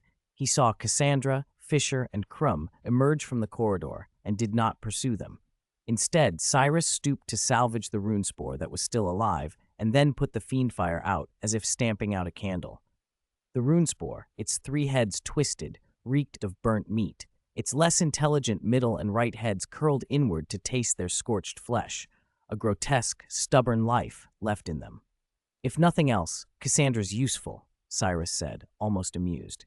2 Death Eaters were charred to ash. For him, their deaths were insignificant, and their sacrifice had been a convenient way to test a champion's mettle.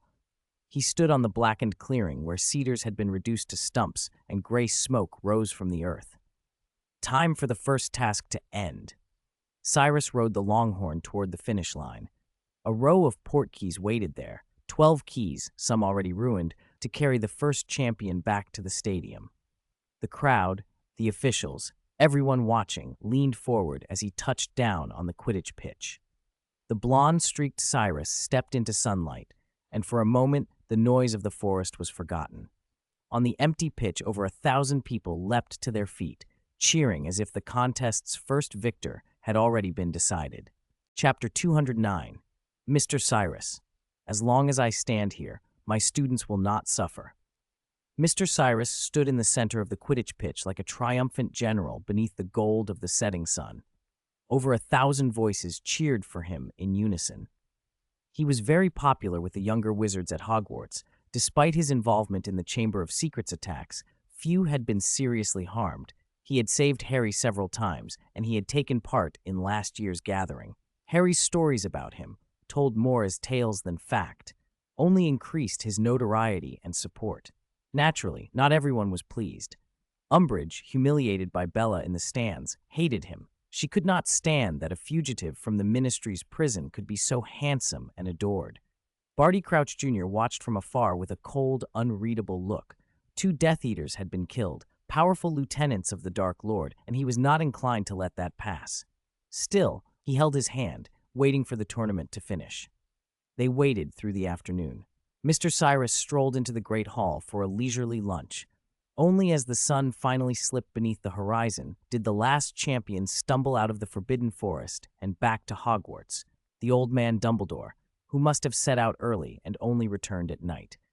Besides Mr. Cyrus, Dumbledore, and Grindelwald, few champions remained. Cassandra, having killed 2 Death Eaters and incapacitated Harry, had not lingered. She knocked out Crumb, who had been fighting beside her, then pushed on to the finish line and lay in ambush there. Durmstrang's other champion had fallen to her as well. Fleur of Beauxbatons had escaped and arrived slightly before Cassandra, while Cedric had cut through Cassandra's encirclement. Fisher withdrew voluntarily, and after this chaotic, almost farcical first task, the Triwizard Tournament came to an end. Cassandra now stood beside Mr. Cyrus, exhausted but unable to sit under the eyes of 1,000 spectators. She sipped the pumpkin juice he'd given her to steady herself. "How was it? I did pretty well, didn't I?" she asked, nostrils flaring, chin lifted in pride. "Indeed, very well." Mr. Cyrus's praise was quiet. He'd always known Cassandra was talented, but had not expected her to manage killing 2 Death Eaters.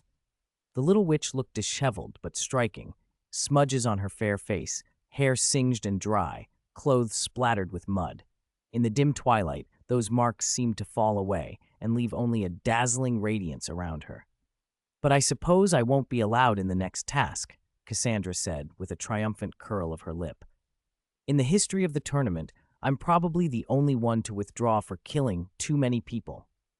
Torches were lit around the Quidditch pitch as she spoke, the night sky turning deep blue. Mr. Cyrus draped his robe over her and turned his head toward a group approaching from the far side of the pitch. Babajide walked at the front. Fudge flanked him, followed by the other judges. Barty Crouch Jr. was among them. "Congratulations on completing the first task, champions," Babajide said without much of a smile. "I imagine you may have noticed that the number of champions who passed the first test doesn't match up." Cedric and Fleur looked toward him at once. They had seen teammates go missing earlier. Cedric had even seen Harry waving from the stands when he arrived, so he wasn't overly worried. Fleur, however, felt a rising unease. According to the rules, her Beauxbatons teammates could not be eliminated, yet neither had appeared on the big screen nor on the pitch. "Some have been eliminated," Babajide began, "but the Beauxbatons champions cannot be eliminated." Fleur cut in anxiously in French. Babajide didn't understand every word, but he caught the meaning. "Calm down, Miss Delacour," he said. "Regarding what happened to the two Beauxbatons champions, I am very sorry." A dreadful thought crossed Fleur's mind. Could her classmates have encountered impossible magical creatures? She had avoided such dangers throughout the tournament, advancing cautiously. She had not expected, and before she could think farther, Umbridge interrupted. The plump pink woman elbowed past Fudge and Babajide and marched straight up to Cassandra and Mr. Cyrus. "Cassandra Vorey," she snapped, eyes bulging and voice shrill, "because of your cruel actions, you are hereby disqualified from the competition." Cassandra was not surprised. She stepped forward, ready to meet judgment. A hand settled on her shoulder. She turned and met Mr. Cyrus's golden eyes. "As long as I stand here, my students will not suffer," he said, pulling her back. "Stand back." The fierce Valkyrie, who had fought in the forest, became in an instant something like a small, startled kitten at his side, staring at the crowd.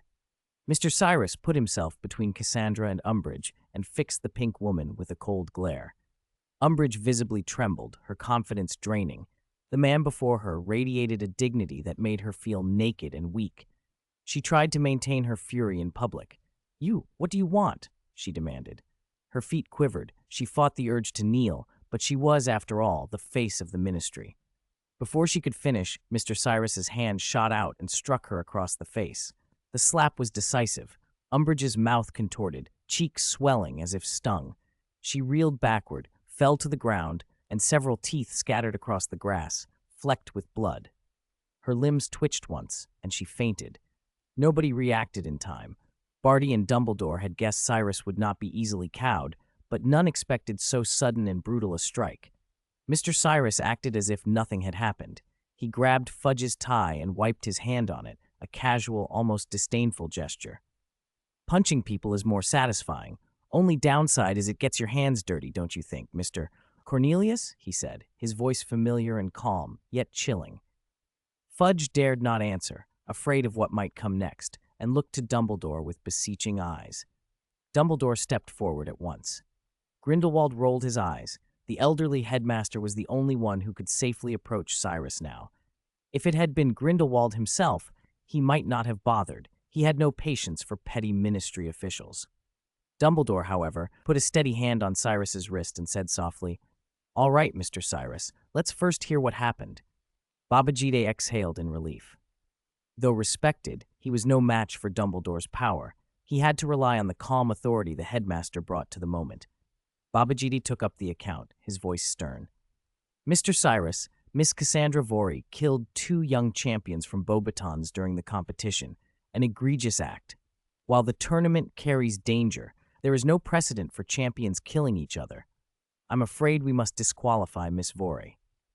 The tone was careful, almost pleading, but no one could find fault with it. Even those who had been angry found themselves silenced by Umbridge's ruined face and unconscious body. Mr. Cyrus, however, shook his head. "I disagree," he said, meeting Babajide's eyes without flinching. "The tournament's rules do not prohibit dueling between champions. Cassandra did not break the rules, so disqualifying her is unjust." He could have accepted Cassandra choosing to withdraw, but he would not accept the tournament revoking her right to compete.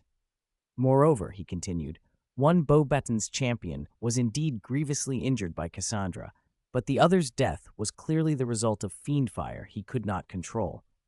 He was burned to death by the dark arts he cast himself. He was surrounded and forced into it, Barty Crouch Jr. snapped, stepping forward in fury. What accidental injury? What self-immolation? You make it sound as if Cassandra is an innocent bunny. Surrounded? Mr. Cyrus arched a brow and glanced around the judges, then sneered. So may I assume you are surrounding me now? He drew his wand. A ripple of fear passed through the crowd. Many stepped back. Would you like to taste fiend fire? He asked quietly. Madness flashed through the onlookers' minds. Only Dumbledore, perhaps Grindelwald, could match him now. The pressure returned to the old headmaster. Dumbledore realized this was no ordinary dispute. He looked at Cassandra, the fair-haired girl, cheeks puffed as she sipped her pumpkin juice, then exchanged a long, telling glance with Cyrus. In that instant, Dumbledore understood what Cyrus had been implying. The dead had been Death Eaters, disguised among the Beauxbatons champions. He no longer hesitated. Given that the rules were not explicit on this point, Dumbledore said, I do not think Miss Vorey's qualification should be revoked. He watched Barty Crouch Jr.'s face darken. Of course, Dumbledore added, we should impose additional restrictions, prohibiting lethal force and the use of dark arts against other champions. The crowd murmured as justice, politics, and fear tangled under the torchlight. Mr. Cyrus lowered his wand, but did not look relieved. The night had grown colder. The tournament's first task had ended not with a clear triumph, but with a threat and a tense truce. 210. Cyrus killed Dumbledore. How could I have such a dream? The interrogation had ended without incident, thanks to Dumbledore's intervention. The ministry officials had probably assumed Cyrus would be easy to handle. After all, Fudge and Umbridge had seen him captured by Dumbledore before, and only a year or two had passed since then. What they didn't know was that Cyrus's power had increased dramatically. On raw magical strength alone, he might already surpass Dumbledore. The only complication was the Elder Wand. Cyrus had never fully tested himself against that wand. Even Voldemort had failed when Harry became its master. Cyrus's only worry was whether the Elder Wand truly carried the power of death, whether anyone recognized as its master would be invincible. Whatever the case, the man before them was not the same as the one who had once tried to flee from Dumbledore. Now he was confident he could win. What a tiresome farce, Grindelwald muttered, tired of the ministry's posturing. He had watched many foolish magical governments rise and fall, but the British ministry was singularly dense. Dumbledore's protection had made fools of them. They actually believed earthly authority could cage a Dark Lord. For men like Cyrus and himself, following rules was already a courtesy. If they wanted, they could have taken the British wizarding world in a day. He yawned and looked displeased as Cyrus and Dumbledore exchanged glances. He knew Cyrus liked girls, and even if not, Dumbledore was an old man whose fragile frame could not withstand a rough young challenger, but it was merely a passing irritation. He tilted his head and addressed Dumbledore with those restless white eyebrows twitching. When are we eating dinner, Albus? It's dark already, and it's bitter out. Please don't make an old man of 100 suffer in the cold wind, Dumbledore replied. His glance swept the others and landed on Grindelwald. Fudge, grateful that Grindelwald had broken the impasse, felt slightly relieved, but Dumbledore's look was the most complex, deep, contained.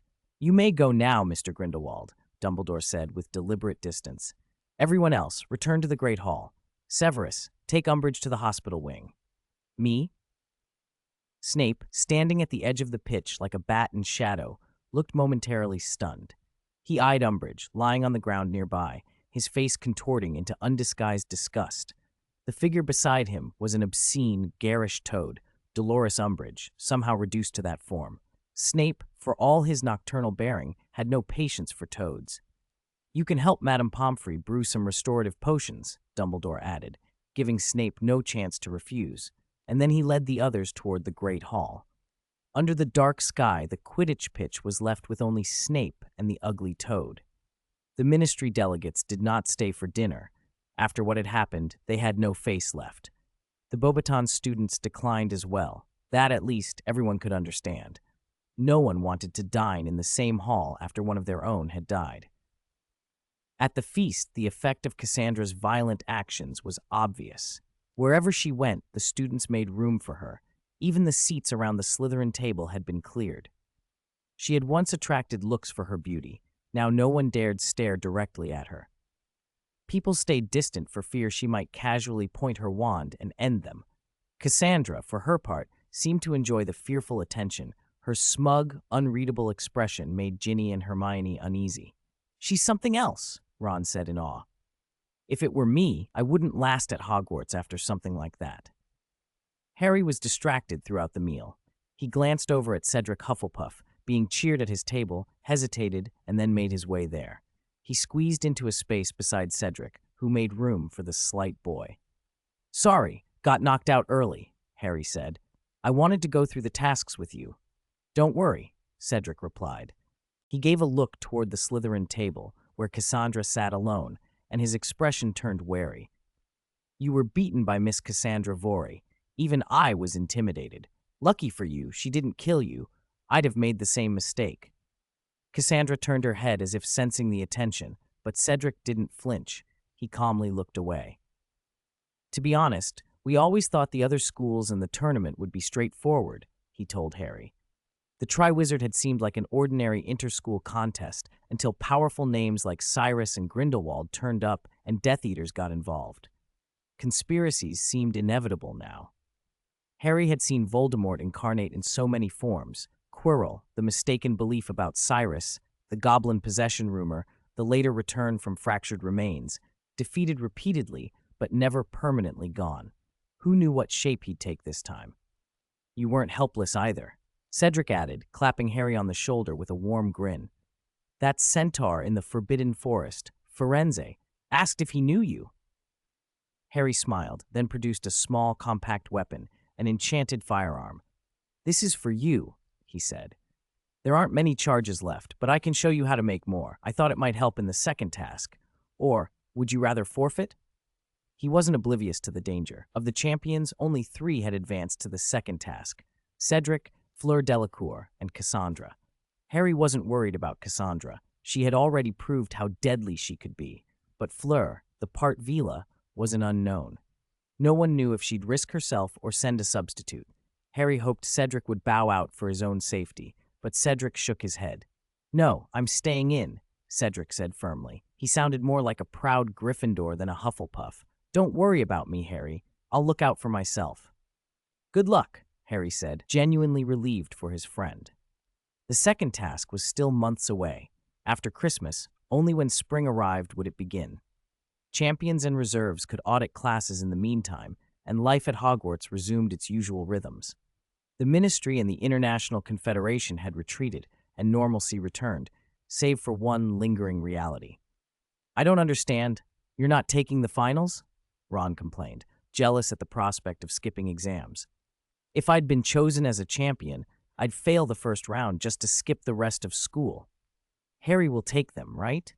Hermione demanded, aghast at the idea of neglecting exams. She couldn't fathom anyone not wanting to study. Harry's silence was answer enough. Hermione slammed her book down and lectured him until Madame Pince expelled them from the library. Even then, she continued to nag him to keep up with his studies. Otherwise, the year would be wasted. "You've seen how good Cassandra is," Hermione warned. "If you muck about, I swear Cyrus won't even bother having someone like you at his side." That put Harry to work. He picked up his homework and began writing, which surprised Snape. He had expected Harry, the eliminated champion, to use that status as an excuse for laziness and had prepared a mocking tirade. But Harry actually completed his assignments, and Snape's ready speech fizzled. It became one of the few lessons in which Snape had nothing cruelly witty to say, though that didn't mean he had anything kind to offer. Cyrus, for his part, usually spent his time in the library or in his private carriage. He rarely went for walks. Hogwarts girls seemed to gravitate toward him, finding any pretense to be near. The carriage was nearly a complete home, and anything missing could be conjured. Books, however, had drawn him more than comforts. He had begun to explore the library beyond the restricted section and found theoretical tomes that fed his curiosity and offered testable conjectures. That afternoon, a pale blue presence drifted past a dim corner of the shelves. "You've been watching me for some time, Grey Lady," Cyrus said without looking up, continuing to read. "The Grey Lady?" Helena Ravenclaw exploded from behind the stacks, fury and humiliation etched across her transparent face. She lunged with intangible hands as if she could tear at Cyrus. "You liar! You tricked me out of my diadem, called me Helena, and now you call me the Grey Lady?" Cyrus ignored the theatrics, calm as ever. "Tom Riddle fooled you, not I. We only happen to resemble one another. Besides, the Ravenclaw diadem he promised to return to you. I can give it back now." He produced the diadem. It was corroded and green with verdigris, almost unrecognizable. Helena's endless chatter cut off. She fell to her knees and wept into her hands. "It's ruined," she whispered. "Voldemort used it as a Horcrux. The dark magic destroyed it." "I'm sorry, Mother," she sobbed. Cyrus made no attempt at consolation. "Of course," he said matter-of-factly. "The wisest Ravenclaw having such a foolish daughter is tragic." He disliked foolishness, and Helena's lovesick, gullible nature irritated him more than she realized. "Still," he added, "whether ruined or not, it's Lady Ravenclaw's relic. Keep it." People nearby had already begun to stare despite his precautions. The soundproofing charm he'd used couldn't completely hide the scene. Night fell, and the ghostly silhouette of a ship rocking on the Black Lake stirred something in Grindelwald's sleep. The image in his mind blurred and then sharpened into a scene soaked in silvery mist. Dumbledore stood before him, framed by a tower that felt part observatory, part memory. The man Grindelwald had watched day and night raised his wand toward him, a grim echo of a confrontation from 50 years earlier. Grindelwald barely had time to react. A bright green light flared. Avada Kedavra! Albus Dumbledore crumpled to the ground, lifeless. From the shadowed doorway stepped a young, handsome wizard in green robes, Cyrus. 211, Madigo Cat's doppelganger and the Snow Queen. Grindelwald woke from his dream.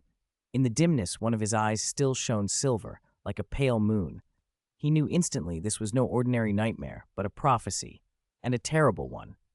Cyrus is going to kill Dumbledore? The thought felt almost impossible. Grindelwald had seen a confrontation between Cyrus and Dumbledore before. A battle between them seemed inevitable, but he had never imagined it would end in death. Must it come to that? A hollow dread opened inside him, as if his whole being had fallen into an abyss. He pressed his face to the cabin window and stared down at the dark surface of the Black Lake. The little boat rocked with the waves. Grindelwald felt as unsteady as the boat itself. As a seer, he knew well that true prophecy is hard to change. Often, attempts to prevent a prophecy only help make it come true, like Voldemort choosing the very enemy who would eventually defeat him. More than 50 years earlier, when Grindelwald had foreseen the blast of a nuclear explosion, he had never tried to stop that terrible weapon's creation because he had known it was futile. But seeing Dumbledore's death filled him with a different urgency. He knew, with a clarity that left no room for doubt, that he had to do something, even if it cost him his life. He sat in the cabin in heavy silence. The air was damp and stuffy, but he scarcely noticed. His thoughts crowded him. A soft knock at the door broke the stillness. "Mr. Grindelwald," said Vita's voice from the corridor. "Someone's come to see you." Grindelwald opened the door. Vita stood in the hall, smaller than he remembered from distant recollections, and behind her a man in formal robes waited, smirking as he stepped forward. "Hello, Mr. Grindelwald," the man said, licking his lips. "Barty Crouch Jr., representing the Dark Lord. I have come to seek your cooperation." After the first task, life at Hogwarts settled back into routine. The castle bustled again, and winter pressed in. With Quidditch canceled for the year, the pitch was quiet. In early December, the first snow fell. The Black Lake was already beginning to ice over. The layer was thin for now, but would soon be thick enough to skate upon. It was also the time when Professor McGonagall explained another Triwizard tradition, the Christmas Ball. A Christmas ball? Fisher blinked in surprise, glancing toward Cassandra, who sat apart from the others. Cassandra, however, kept her eyes fixed on Cyrus and did not look back, and Fisher sheepishly turned away. "This is part of the Triwizard customs," McGonagall said. "During the Christmas season, all students in their 4th year and above remain at school to attend the ball. 1st, 2nd, and 3rd years may not take part. For you champions, though, there's not much to worry about." Cyrus smiled faintly. Of their 10-person group, Draco was the youngest. "I suggest you find partners soon," he added. If you wait too long, you'll have to enter alone, or not attend at all. There will be no food served anywhere else during the ball. And what if we can't find a partner? Draco asked anxiously. You can pair with another student who's alone, Cyrus said lightly. Society's more open now. Dancing with a boy is not a scandal. You'll just need to decide who will take the girl's part for the dance. At that comment, a dozen faces changed color. Apart from Cassandra, there was only one other girl among the champions from Ilvermorny. Anyone hoping to dance with a female would have to invite students from the other schools. All the more reason to mingle with students from the other schools, Cyrus chuckled. The timid hesitated. The bold began figuring out how to invite a partner. 3 days after the ball was announced, many students at the castle had already secured partners. Ginny and Hermione were still undecided. Some invitations had come, but not from the people they hoped for. He can't invite both of us at once, can he? Hermione said with a pointed look. And Bella won't give up easily either. For a teacher, not needing a partner might be fine, Ginny muttered, but she wasn't giving up. Do you think Snape would find one? No, of course not, Hermione and Ginny whispered in the library, oblivious to a large figure with a book who watched them from behind a shelf, quietly studying a somewhat rumpled Hermione. If Hermione didn't get an invitation, what should they do? Ginny offered a bold, unconventional solution. There's no rule the partner has to be boy and girl, is there? She suggested. Hermione frowned, but couldn't completely dismiss the idea. It took some courage to break tradition. Cyrus, for his part, paid little attention to the matter of partners. He had no intention of dancing. He was far more interested in whether Dumbledore and Grindelwald would waltz together. He had watched for days, but had seen no sign that Grindelwald had the courage to invite Dumbledore. His curiosity waned quickly, and soon he returned to his usual habits, hiding in the carriage or retreating to the room of requirement to study. These days, his studies centered on a creature he had first seen in the French Ministry of Magic in the films about fantastic beasts. The black creatures, which he called magizoologist, had peculiar, almost alien eyes and a terrifying ability. When attacked by magic, they could duplicate themselves. Their duplication ability was exceedingly rare, perhaps unique, and each duplicate retained full magical power, making their danger multiply rather than divide. Cyrus wanted to know whether the duplicates shared a single consciousness or whether each was an independent mind. If he could replicate the magizoologist's magical circuit, perhaps he could manufacture a duplication spell. One Dark Lord was already terrifying. 2, 3, dozens. Cyrus shivered at the thought. He began with a low-power charm on a placid magizoologist. The creature immediately became enraged and split into two, fur bristling, bodies crouched low, hissing. First, let's see whether the two that split off will have different emotions, Cyrus muttered. Unfazed by the fangs and claws, he reached out and pinched the back of one of the creature's necks to separate it. He kept provoking one of the pair, while placing tempting food before the other to calm it. Very soon, he noticed that the one that got food relaxed, while the one left hungry grew more agitated. It seems each duplicate has its own consciousness, Cyrus observed, tapping his chin. And the two can communicate. It was almost like a mixture of shadow clone tactics and shared perception. Each duplicate had an independent mind, but they could exchange sensory information. The magizoologist that hadn't been fed clearly knew it had been treated unfairly and became even more irate. The magic behind such duplication was impressive, but reproducing that power in a spell would be difficult. Even for Cyrus, who had mastered ancient magic, it would take extensive experimentation, and cruel tests, he realized coldly, were all but essential. A few days before the ball, panic reached Harry and Ron. Harry had not cared much about the ball at first, though he'd long had someone in mind. Cho Chang, now in her 5th year. But his timidity had cost him. Cho had already agreed to dance with Cedric. Seeing so many of his acquaintances paired off while he and Ron remained partnerless finally sent Harry into a flurry. "I have an idea," Ron announced, with the kind of reckless enthusiasm that usually preceded something ill-conceived. "I'll ask Hermione. Harry, you ask Ginny." "Will that work?" Harry asked dubiously. "Why not?" Ron demanded. "We know they all fancy Cyrus, but he can't accept everyone. If you and I escort Hermione and Ginny into the Great Hall, they'll have a chance to dance with Cyrus if it comes to that.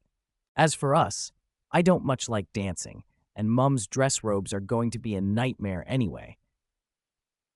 Ron brightened at the thought of at least having someone to walk the red carpet with, and more importantly, to share the food. They found Hermione and Ginny in the common room beside a warm fire. Ginny was curled on a settee playing wizard chess with another girl. Hermione had her nose in a book.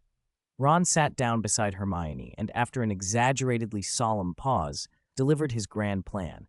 "Listen, Hermione," he began, theatrically. "You are a girl." Hermione looked up, dumbfounded. Ginny and the others glanced over in bafflement. Hermione slammed her book shut and smacked Ron on the head. "Ron, have you always thought I'm a boy?" she snapped. "I sleep in the girls' dormitory, you prat." Ron reddened, but then grinned sheepishly. No, I mean we can go together to the ball. It's just practical." Hermione leaned back, unimpressed. "No, why not? How will you get into the ball then?" Ron sputtered. "You're getting this all wrong," Ginny said sharply. "You don't think Hermione is unpopular, do you?" Ron fumbled, embarrassed. "Victor Crumb asked Hermione several days ago," Ginny added. "She refused, but Crumb did ask properly, unlike you two, who only remember us at the last minute." Ron and Harry sank under Ginny's fierce look. Harry felt the last of his hopes ebbing. Then Ginny offered one small scrap of useful information. "That proud Cassandra still doesn't have a partner," she said casually. "You could try her." Cassandra. Harry's memory of her flickered. Beautiful, intimidating. He had a vague, uneasy recollection of blood, someone he had killed, a Death Eater, and the sight of blood on his face. Ginny, however, seemed blasé. "What's there to be afraid of? Didn't I kill Pettigrew?" Ginny scoffed. "That's different," Harry said, voice small. "I fainted then. I didn't actually see it." He decided to look elsewhere and walked away with Ron. By the Black Lake, Cassandra, the subject of their whispered conversation, sat alone as snow fell. The thin ice had thickened. Durmstrang's ghost ship lay half embedded in the ice, its motion stilled, just as Grindelwald's heart seemed frozen. As dusk deepened, Cassandra watched Grindelwald walk from the black ice toward the castle, his silhouette stern and distant. On the deck of the large ship, the Durmstrang headmistress, an old woman, watched him go with a mix of wistfulness and resigned acceptance. Cassandra watched the lights of Hogwarts come on, small and star-like. She rose and stepped out onto the ice. The moment her feet touched the frozen lake, a pair of ice skates appeared on her boots, and she began to dance. Cyrus was leaving the room of requirement, heading back toward the carriage parked by the edge of the Black Lake near the Forbidden Forest. He paused when he saw Cassandra skating in the heavy snow. Against the wide, dark expanse of the lake, she looked small and fragile, but her movements were bold and graceful. She leapt, landed, and cut a clear, solitary figure across the black ice. Snowflakes blossomed in her golden hair as she danced. 212. Christmas Ball. Heavy snow fell outside on the night of the Christmas party, but inside the castle it was warm, as if a spell had sealed out the cold. By 7 in the evening, many students had gathered at the entrance to the Great Hall, unusually changed out of their robes and into formal suits and gowns. Draco looked sharp in a white suit. His partner wasn't Pansy, who looked like a poodle tonight, but another girl.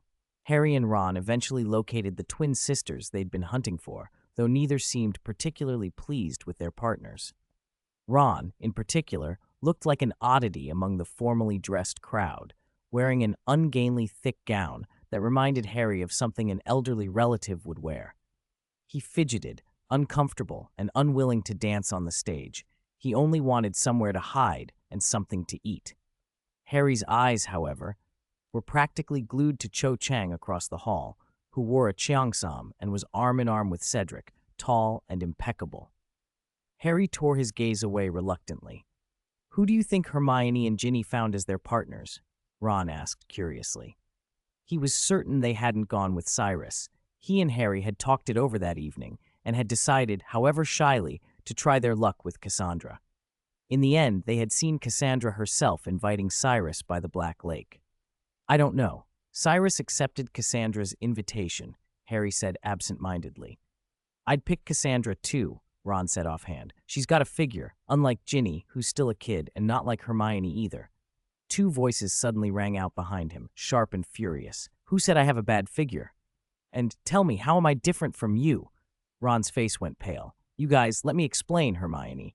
He turned stiffly and then froze. Before him stood no messy, untidy student. Hermione's hair, let down, flowed behind her like a waterfall. She wore a long purple gown, princess-like, and for a moment Ron hardly recognized her. Who are you? He blurted. You really amaze me, Ginny said, scoffing. It took you 4 years to figure out Hermione was a girl, and now you don't even recognize her? Ginny was dressed to match Hermione, half a head shorter, her red hair loose, her gown of vivid crimson. Her pale skin and the red dress made her look like a blooming rose, flawlessly striking, if a little lacking in other respects. Harry and Ron stared in surprise, as did many others. No one had expected the usually untidy Hermione to be so transformed. Ron glanced around, searching for their dance partners, and seeing no one, he smirked. Where are your dance partners? I knew you were bluffing. He draped an arm over Harry's shoulder and raised an eyebrow. You shouldn't have bluffed. Harry and I could have been your partners, but now it's too late. We've already snagged one of the prettiest girls in the school. Especially you, Ginny. Hermione can still be saved, but you're in trouble, he added. I don't even know what you're on about, Ginny said, rolling her eyes. She linked arms with Hermione, and the two, stunning and composed, walked arm in arm toward the Great Hall entrance like a wreath of living flowers. It was 8 o'clock. Professor McGonagall passed the gawking boys, looking younger in her gown than Ron did in his. She gave him a sharp, disapproving look. What sort of outfit is that, Weasley? She said. Even the actors in a medieval play wouldn't dress like that. You and Sir Nicholas might have something in common where fashion is concerned. Ron's face went crimson as McGonagall opened the oak doors. Students entered in single file, careful not to spoil their clothes, treading the red carpet with pride. The Great Hall had been completely transformed. The 4 long house tables had been replaced by 100 small round tables scattered like lotus leaves across a lake. Garlands hung from the ceiling, and where snow usually fell from the enchanted dome, stars now sparkled. At the high table, things looked mostly the same, except that Dumbledore, Cyrus, and Grindelwald were not seated there. Harry realized the champions in the Triwizard Tournament were meant to be the evening's principal guests and should make a grand entrance. A ripple of astonished gasps swept the hall. Harry looked toward the doors and saw Dumbledore enter wearing a pristine, ornate robe. Beside him walked Gellert Grindelwald in stark black. The contrast made Harry think vaguely of an angel and a demon walking side by side. He felt oddly unsettled. You won't see Dumbledore with Professor McGonagall tonight, a sickly sweet voice purred into his ear. Rita Skeeter had somehow slipped in and now had an elaborately bejeweled arm draped over Harry's shoulder. Her powdered nose peered over gold-rimmed spectacles as she gaped at Dumbledore and Grindelwald with the smug excitement of someone who loved a scandal. Albus Dumbledore is one of Gellert Grindelwald's dance partners. Doesn't he look like a bride in his robes? Rita said gleefully, painting a lurid image of the 2 old men in Harry's mind, Grindelwald in black with a bright rose and bearded Dumbledore in white like a groom. Harry felt a faint queasiness. Rita, a gossip monger with a taste for romanticizing older men, clearly relished it. A louder, different gasp swept through the room. This one was full of admiration. Cassandra entered, dazzling. She wore a long black gown. Her golden hair was more dignified than usual, pinned with a black headpiece and a silver snake hairpin. The curls fell over one shoulder, revealing the other ear hung with delicate silver pendants. A subtle necklace graced her swan-like neck. Her gown's neckline sat on her shoulders, exposing collarbones, and the skirt fell just enough to show her ankles and the black high heels with red soles. Her lipstick was a vivid black, almost shocking red. Many people, after being struck by her beauty, instinctively looked away. She had the kind of dangerous allure that made onlookers cautious. When Cyrus entered a moment later, every head turned. He had not overdone his dress, but his presence, tall, composed, unconsciously handsome, drew attention as if the whole ball revolved around him. He was the undisputed center. Cassandra with Cyrus? Ginny breathed, eyes wide with a simple, hot jealousy. We thought Cyrus might not accept anyone's invitation, and now she got him. Hermione covered her mouth, looking as surprised as Ginny. I thought he'd be with Bella, Ginny muttered, not out of conviction that Cyrus preferred Bella, but because acceptance of a student's invitation by someone in authority always seemed odd. It was too late to regret. Cyrus led Cassandra to a table and dinner began. Dinner, of course, was also an opportunity for partners to talk and learn about one another. Many champions had barely exchanged words since the first task. They were not strangers to each other. Seated together, they spoke in low tones. The second task won't be held at Hogwarts, Cyrus said, sharing the information that came with being the winner of the first task. The danger could be very high. Are you planning to withdraw? Cassandra traced names on her plate with her knife, then cut a small piece of pork and fed it to Cyrus before answering. I was considering it, she said, but since the headmaster has already clashed with the International Confederation of Wizards on my behalf, it would be ungrateful to withdraw now, wouldn't it? Cyrus snorted. Their attitude is unbearable. Whether we compete or not isn't for them to decide. It's our choice. Cyrus glanced across the hall at Madame Maxime sitting alone, looking grim, and at a large, tear-streaked figure in the distance biting a grubby handkerchief. Hagrid had once again failed to secure a dance with Maxime. Cyrus didn't care about that.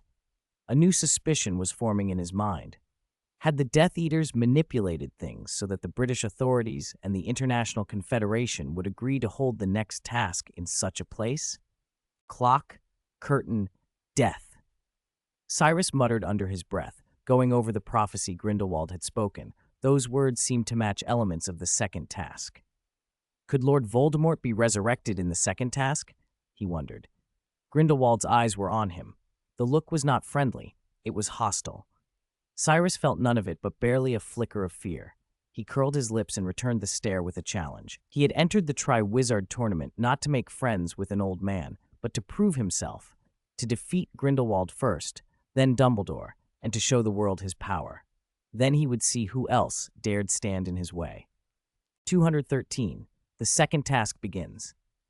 Cyrus mulled over the second task. Whatever plans Grindelwald had, whatever conspiracies Barty Crouch Jr. and Lord Voldemort were hatching, he wasn't afraid. If they brought him a surprise, so much the better. After he defeated them, who would stand in his way? He allowed the corner of his mouth to curl.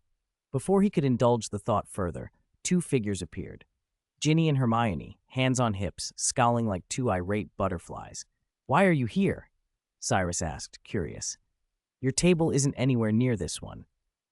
Out of more than 100 tables, only the champions still competing had gathered together. Ginny and Hermione's places were much farther away.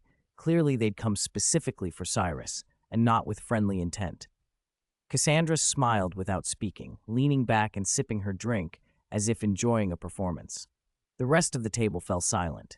Even nearby tables turned to watch, eager to see Cyrus embarrassed. As many girls adored him, many boys envied him. The Beauxbaton students, still furious with Ilvermorny, glared openly. Fleur and her partner sat together, seething at Cassandra for the two classmates she had claimed as victims. Had the incident not happened, Fleur might have tried to ask Cyrus to the ball. Now, even if she suspected Cyrus had nothing to do with it, she couldn't very well invite the headmaster of Ilvermorny. She tried asking Cedric instead, and was rejected. In the end, she took a random Hogwarts boy as her partner, convinced nothing had gone right since she became a champion. But Ginny and Hermione did not shout or make a scene. Instead, they lifted their butterbeer, clinked their glasses against Cyrus's, and took a sip, leaving a little foam at their lips. Ginny set her cup down, glared at Cassandra, then turned to Cyrus and asked, bluntly, "Will I have the honor of dancing with you later, or will you be dancing with her all night?" "Of course, my two beautiful ladies," Cyrus said with a slight bow. Ginny and Hermione clasped hands and drifted off, triumphant. Dumbledore hesitated, then leaned in to whisper in Cyrus's ear. "Youth and love are beautiful," he said quietly, his gaze flicking between Cassandra and the skipping pair. The meaning was clear. Does one call it love when you schedule 3 romances at once? Politely, he added, the ball lasts only a few hours. If you try to dance with all of them, you may not have the time or the energy. Dinner had started at 8, and already plates were almost empty. Wizards in robes had little appetite left. Dumbledore rose, waved his wand, and the tables floated to the walls, clearing the center. A tall stage rose against the right wall, piled with instruments, and the Weird Sisters swarmed onto it to thunderous applause. The Weird Sisters were as famous in the wizarding world as the Beatles, and their music was anything but old-fashioned. The lights dimmed, the music throbbed, and the young witches and wizards knew what came next: dancing. "Let's start," Cassandra said, unusually nervous. Her face was flushed, and her gaze on Cyrus sharp and bright as a spring pool. Her black dress seemed to drink in the dim light. She had undoubtedly charmed it beforehand, to shimmer in the low glow. Cyrus slid his hand beneath her sheer glove. For a moment, his eyes flicked to Ginny and Hermione as they waited at the edge of the crowd. To the music, he placed his other hand at Cassandra's tightly cinched waist. She was soft in his hold, almost cat-like. Ginny and Hermione moved to the outskirts. Nominally, they could have been each other's partners, but that would have been awkward. They watched as the dancers rose and fell, and then, swallowed by the dimness, they lost sight of Cyrus and Cassandra. When the Weird Sisters finished their first song, applause erupted. Ginny and Hermione stood on tiptoe, searching. "Did you find him?" Ginny asked. "No," Hermione said, jealous, "but I think Cassandra will keep him for 3 or 5 dances." Still, her eyes never left the floor. A few overly confident boys, having ditched their partners, straightened their hair and swaggered toward the 2 girls, bowing with practiced gallantry. "Who could be so rude as to leave 2 such beautiful ladies ignored?" one offered. "May we have the honor of this dance?" Ginny rolled her eyes and turned away. They pressed. "Sorry, we're waiting for someone," Hermione said coldly. Abandoning a partner after a single song was rude, unless, of course, that someone was Cyrus and he'd abandoned Cassandra. "Just one," the boys persisted, until Ginny snapped. Her fiery hair seemed to flare as she hissed, "Get lost." Their smiles froze, ugly and forced. One sneered, spiteful.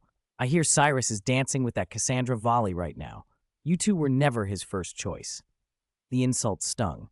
Ginny and Hermione felt their teeth ache with anger, wishing they could brandish their wands. Someone was faster.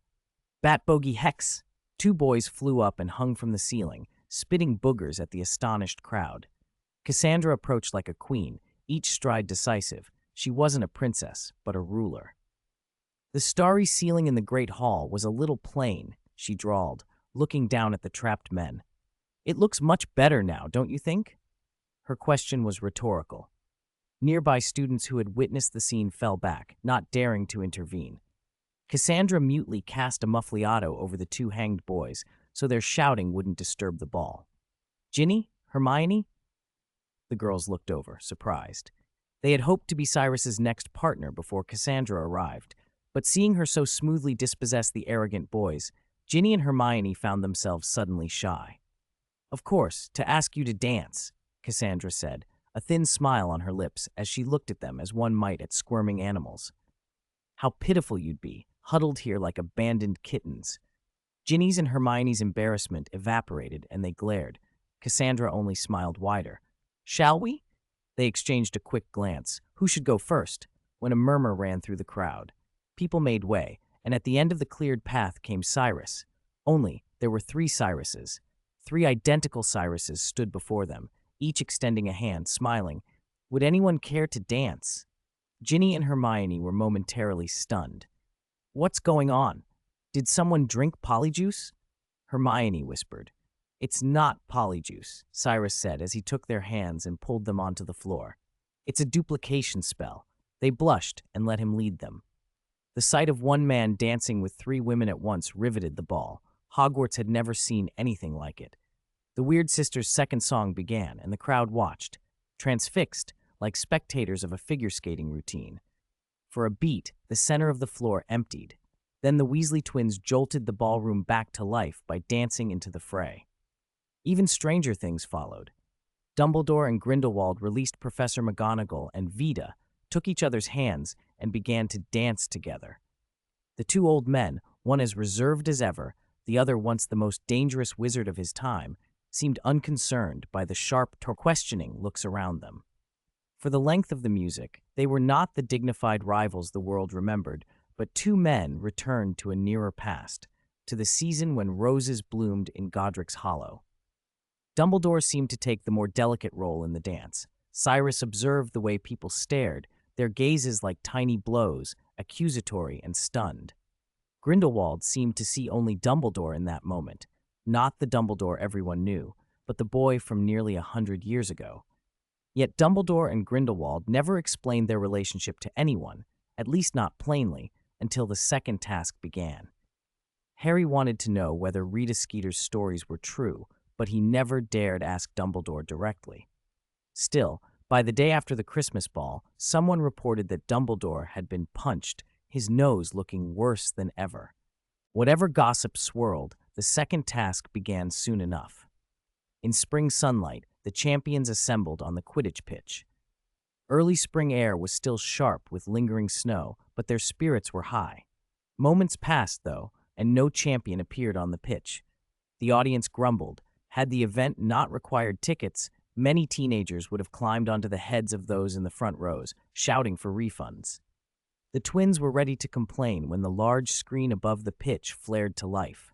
An ancient hall and a black corridor filled the display.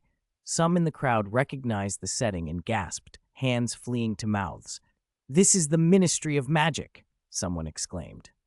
214. Sphinx's Puzzle. Is that the Ministry of Magic? The atrium of the Ministry was unmistakable. The giant centaur statue, the magical Brethren fountain, the massive monument inscribed with "Magic is Might." The British wizarding world felt small enough that many Hogwarts students recognized the scene at once. There simply wasn't anywhere else like it in Britain. How could they use such an important place as the Ministry as a competition venue? Ron asked, bewildered. He glanced to either side, wanting to confide in someone, but both neighboring seats were empty. Only Neville Longbottom sat a little further away, looking dazed, his fists clenched and his expression torn. During the Christmas break after the Yule Ball, Cyrus and Bella had sought him out. Cyrus meant no harm. In fact, he'd always had a good impression of Neville from reading Harry Potter. With the power of ancient magic at his disposal, and having improved Morgana's extraction magic to remove pain, he was in a position to help the Longbottoms, who had suffered under Cruciatus. Cyrus had even gone to St. Mungo's to offer treatment. But Neville's grandmother had refused to allow Bella, a former Death Eater, and Cyrus, a relative of the Dark Lord, to treat his parents. The old woman was stubborn. Cyrus had no choice but to leave. Neville found himself between hatred, his parents' suffering, and his family's pride. He'd even argued with his grandmother for the first time and hadn't replied to her letter since. Ron looked over, but didn't go speak to him. Hagrid lumbered up then. Now a professor, Hagrid could have been seated elsewhere for a better view, but ever since Harry had come to school, he'd kept to this spot. His broad back almost shoved Ron from his seat as he settled. "Where's Harry, Hermione, Ginny? Why aren't they here?" he asked, puzzled. "I don't know," Ron muttered. McGonagall called them all over this morning. He was irritated. Usually they watched together, and now only a few had been summoned away. "I guess it's because of studies. My grades aren't brilliant, but they're not terrible either." Hagrid, wanting to cheer him, produced a bag of rock cakes. "I brought snacks," he announced, offering them with a proud grin. He shoved them at Ron before he could refuse. "Looks like it'll be just the two of us watching. Have a few more for calcium." Thanks." Ron slipped the cakes into the crack of his seat and for a moment let his mind wander. If Harry had carried a few rock cakes last match, he thought absurdly, maybe Cassandra's spell wouldn't have penetrated. Green flames burst to life along the long row of fireplaces. 6 figures stepped from them. Cyrus, who had been to the Ministry before, recognized the layout. Dumbledore knew it best of all, having visited often in the years after Fudge became minister. Still, using the Ministry as the competition arena puzzled Cyrus. How had the International Confederation of Wizards convinced the entire British magical bureaucracy to allow it? This wasn't Fudge's decision alone. He crossed the polished black marble of the atrium, with Cedric and Fleur close behind, both visibly awed. For Fleur, a Frenchwoman, it was her first time inside the British Ministry. It was clear the important papers and research materials had been cleared out. Apart from the Department of Mysteries on the 9th level, the building had been transformed into a competition stage. Cassandra, curious too, compared it in her mind to Makusa. The British ministry wasn't as flashy, but its sculptures and atmosphere gave a palpable sense of history, the kind of place that felt like one of the birthplaces of ancient magic. Cyrus's attention, however, kept drifting back to Fleur Delacour. From Grindelwald's earlier prophecy and the choice of venue, Cyrus suspected references to the Department of Mystery's time room and the Hall of Death. If so, Voldemort might be resurrected during the second task. He fixed his gaze on Fleur, searching for any trace of the Dark Lord's soul. His stare made her distinctly uncomfortable. She felt exposed, as if stripped bare. Shame rose hot in her cheeks. Cyrus, after a moment, withdrew his scrutiny. There was no sign of Voldemort on her. She was not a disguise. Cyrus frowned. Barty Crouch Jr. had altered rules so Beauxbatons' champion wouldn't be eliminated, and Cassandra had already killed 2 other Beauxbatons. Was Fleur now the only hope for her school? His worry was interrupted as an elderly wizard emerged from a fireplace in the flames, Baba Jidi. He glanced at the champions and walked to the base of the Magical Brethren fountain, solemn beneath the gilded ornamentation. Fudge accompanied him, plump, smoothing his robes, playing the part of minister. "Champions," Fudge said, hands rubbing together. "As you can see, the venue for the second task is the Ministry of Magic. We have done a great deal of work." He began his long-winded speech. Cyrus noticed Fudge's eyes darting away whenever they paused on him, and Grindelwald, a guilty look that suggested how he'd been persuaded. Perhaps the Death Eaters had used Cyrus and Grindelwald as leverage to coerce him. Maybe Dumbledore had even become, in Fudge's imagination, part of the problem. When Fudge finally finished, Babajide stepped forward and announced the task formally. "Champions," he said, "you have 3 hours to recover what was taken from you. One thing, there must be no more murders." He fixed a stern look on Cassandra. She merely shrugged, unconcerned. Clearly, she didn't intend to kill anyone else. With no more Death Eaters present, and Cyrus unlikely to let her descend further into cruelty, she had little incentive to. Babajide continued, "The ministry has been altered. There are traps and dangerous creatures within. If you wish to withdraw, crush the token in your hand." He waved his wand and small ornate stones floated before the champions. Cyrus caught his at a glance. Beautiful, but not very hard. Inside, he thought, was a small portkey. Crush it, and the portkey would transport the bearer away. Babajide counted down. 1, 2, 3. A piercing whistle filled the atrium. Fleur moved first. Her position was the most precarious. Cedric had Dumbledore's protection. Cassandra had Cyrus to back her, but Fleur was alone. She threw up her wand and cried, "Fumata!" Smoke exploded into the atrium like a bomb. Thick, choking vapor filled every corner. People began to cough. Cyrus flicked his arm, parting the smoke as if opening a curtain, keeping it half a meter away. After about 30 seconds, Dumbledore's calm voice commanded from within the haze, "Vaporize." The smoke collapsed back together, condensing into a gray stone in Dumbledore's hand, which dropped to the floor. When the clearing finished, Cedric, Fleur, and Cassandra were gone. They had left the atrium in that brief time. Only Cyrus, Dumbledore, and Grindelwald remained. Cyrus lifted his chin, eyes half-lidded, sunlight warm behind his gaze.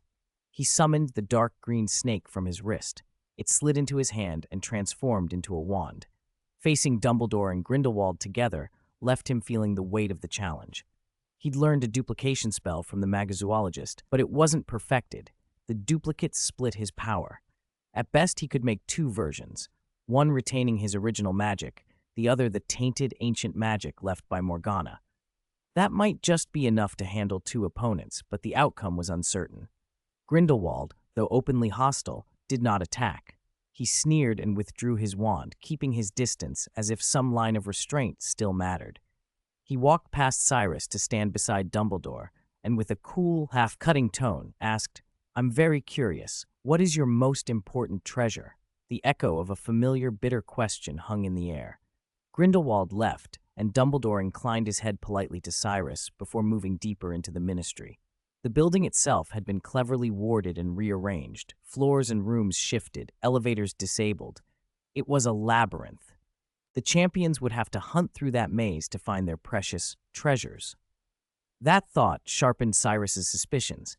If Voldemort wasn't on Fleur, perhaps he was attached to one of the treasures themselves. He remembered that Fleur's treasure had been her sister, Gabrielle Delacour. The possibility seemed more real by the minute. Cyrus moved to the last unopened door in the atrium. Beyond it was complete darkness.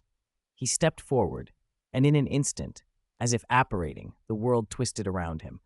When it steadied, he found himself facing a colossal creature. 3 to 5 meters tall, it crouched with its head near the ceiling. Its body was leonine, claws sharp, huge wings folded against its back. Above its powerful chest, though, was a wholly human face, wise, fierce eyes looking down at him. A sphinx. "To pass from here, you must guess my riddle," it intoned in a low, husky voice. Its almond eyes were enormous, and its claws gleamed. It allowed no refusal. It spoke at once.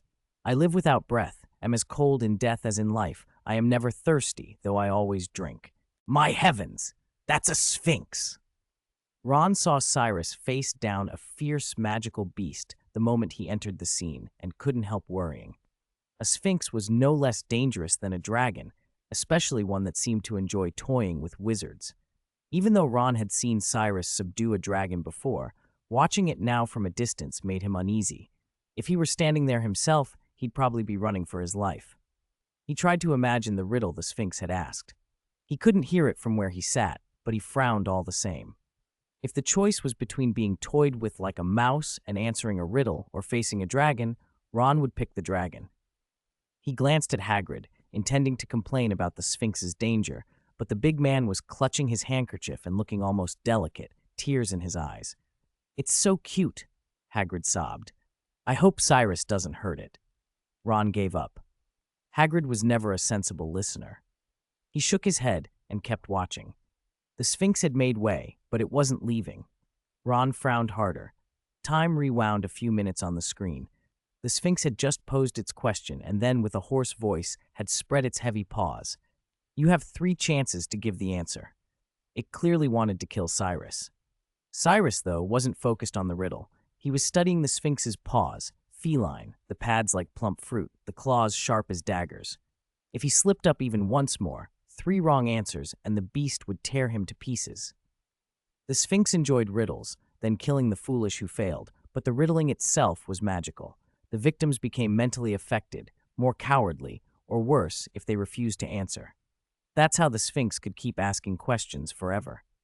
"The answer is fish," Cyrus said, as if musing which had softer paw pads, the Sphinx's or a cat's. Riddle games couldn't stump him.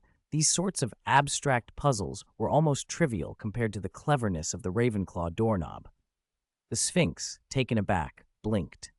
Fish were alive yet breathe through gills, breathless in a way, and have cool bodies, and they drink continuously. It had a moment of regret, as if Cyrus's smart answer made it think eating him might make it smarter. But magic was a contract. Having answered correctly, Cyrus could no longer be attacked. The Sphinx straightened on its powerful haunches, rising like a mountain and revealing the black floor beneath it. "You answered correctly. Please proceed." Its almond-shaped eyes rested on Cyrus. Cyrus, in turn, lifted his chin. His crimson gold eyes were monarchic and cold. He curled the corner of his mouth in a sneer, but did not move his feet. "When did I say you could leave?" he said. "It's not fair if only I answer your questions." "What? Why don't you answer my question?" The Sphinx froze. It had never imagined being questioned. Outrage rippled over its face. Then, almost instantly, it realized the opportunity. If it answered this wizard's question, might that free it from the old contract, tear him apart, and eat his brain? It recovered its composure and agreed. "Very well, ask." Confident in its riddle-laden mind, it lowered its body, waiting with a smiling, human-like face, murderous intent barely concealed. Cyrus smiled and asked, "What runs but never walks, has a mouth but never speaks, has a head but never weeps, has a bed but never sleeps?" The Sphinx, which had planned to answer straight away, paused. The answer surfaced after a moment. "A river," it said. "A river runs but never walks. It has a mouth, it has a head, it has a bed, and never sleeps." "Seems that didn't stump you," Cyrus observed, though he wasn't surprised. Riddles and answers were almost innate to a Sphinx. The Sphinx's gentle smile shifted. Its face grew cruel, like a beast. "I won, so you'll die here." It lunged without warning. 4 limbs sprang out like coiled springs, massive wings spread, and claws as sharp as spears drove toward Cyrus's chest. Ron's heart hammered, his eyes widened. Then, shockingly quickly, Cyrus didn't draw a wand. He reached with his long, slender hands and grabbed the claws. In the next instant, there was a deafening impact on the screen. Cyrus executed an over-the-shoulder throw, slamming the Sphinx to the ground, then followed with a punch that struck the creature's head. Ron imagined the sound of bones breaking. He shivered. Cyrus without a wand might be more dangerous than Cyrus with one. At least the latter might let you die quickly. Oh, poor Sphinx. I knew it would be unlucky to meet Cyrus. Hagrid cried like a child. Ron patted Hagrid's shoulder, his only genuine comfort for the giant. Back in the Ministry corridor, Cyrus sneered down at the stunned Sphinx. Although the Sphinx's magic would spare those who answered its riddles, Cyrus hated monsters that dragged others into their rules, then boastfully let their enemies go. Wasn't that just manipulation? He ignored the Sphinx, tossed it aside, and moved deeper into the Ministry. Now his priority was finding which floor he was on and a route to another level. With the elevators shut, he didn't know another way between floors. The corridor was emptier and darker than the last time he'd been in the Ministry. The fireplaces and lamps had been extinguished. Anyone who wanted light had to make it themselves. Cyrus didn't care. His eyes could see in the dark, but other competitors would be different. Ministry of Magic, 3rd floor. Fleur had just driven off a ghoul and raised her wand at the devil's snare, which writhed like a cluster of serpents. Lumos Maxima, she cried. Her spell flooded the dark corridor with light. Black marble reflected it back, and shadows had nowhere to hide. Relief eased the tension in Fleur's chest until she heard a strange sound from the far end of the passage. Something in the dark grew louder, a low tapping that quickened, like thousands of feet. The shadow at the end took on a fiery red hue and began to move in a mass. Fleur recognized the shape, like turtles, like crabs, covered in armored plates and leg upon leg. The many arthropod legs tapped on the floor with a spine-chilling percussion. "Fire crabs?" she whispered. Fire crabs were only rated 3Xs, dangerous but survivable if they came in small numbers. These, however, were a swarm. Fleur's fear flared. She turned and ran back without hesitation. The crabs surged forward, devouring everything in their path. The devil's snare she had held at bay re-crept and was eaten in an instant. Sparks spat from the crabs' tails, propelling them forward and closing the distance fast. Everyone watching felt a chill. If those crabs reached someone, it would take minutes, not hours, for the pincers to tear flesh and drag it to mouths. Everyone, that is, except Hagrid. Wouldn't it be interesting if they were blast-ended scroots? He mused aloud. Ron rolled his eyes. If they had been, Fleur would be even more doomed. Fleur raced down the passage and found it was a dead end. She had been portkeyed there, and once the doorknob had served its purpose, the spell connecting it vanished. She bit her lip and turned to fight, wand clenched. From the darkness came a clear, ringing spell, Petrificus Totalis.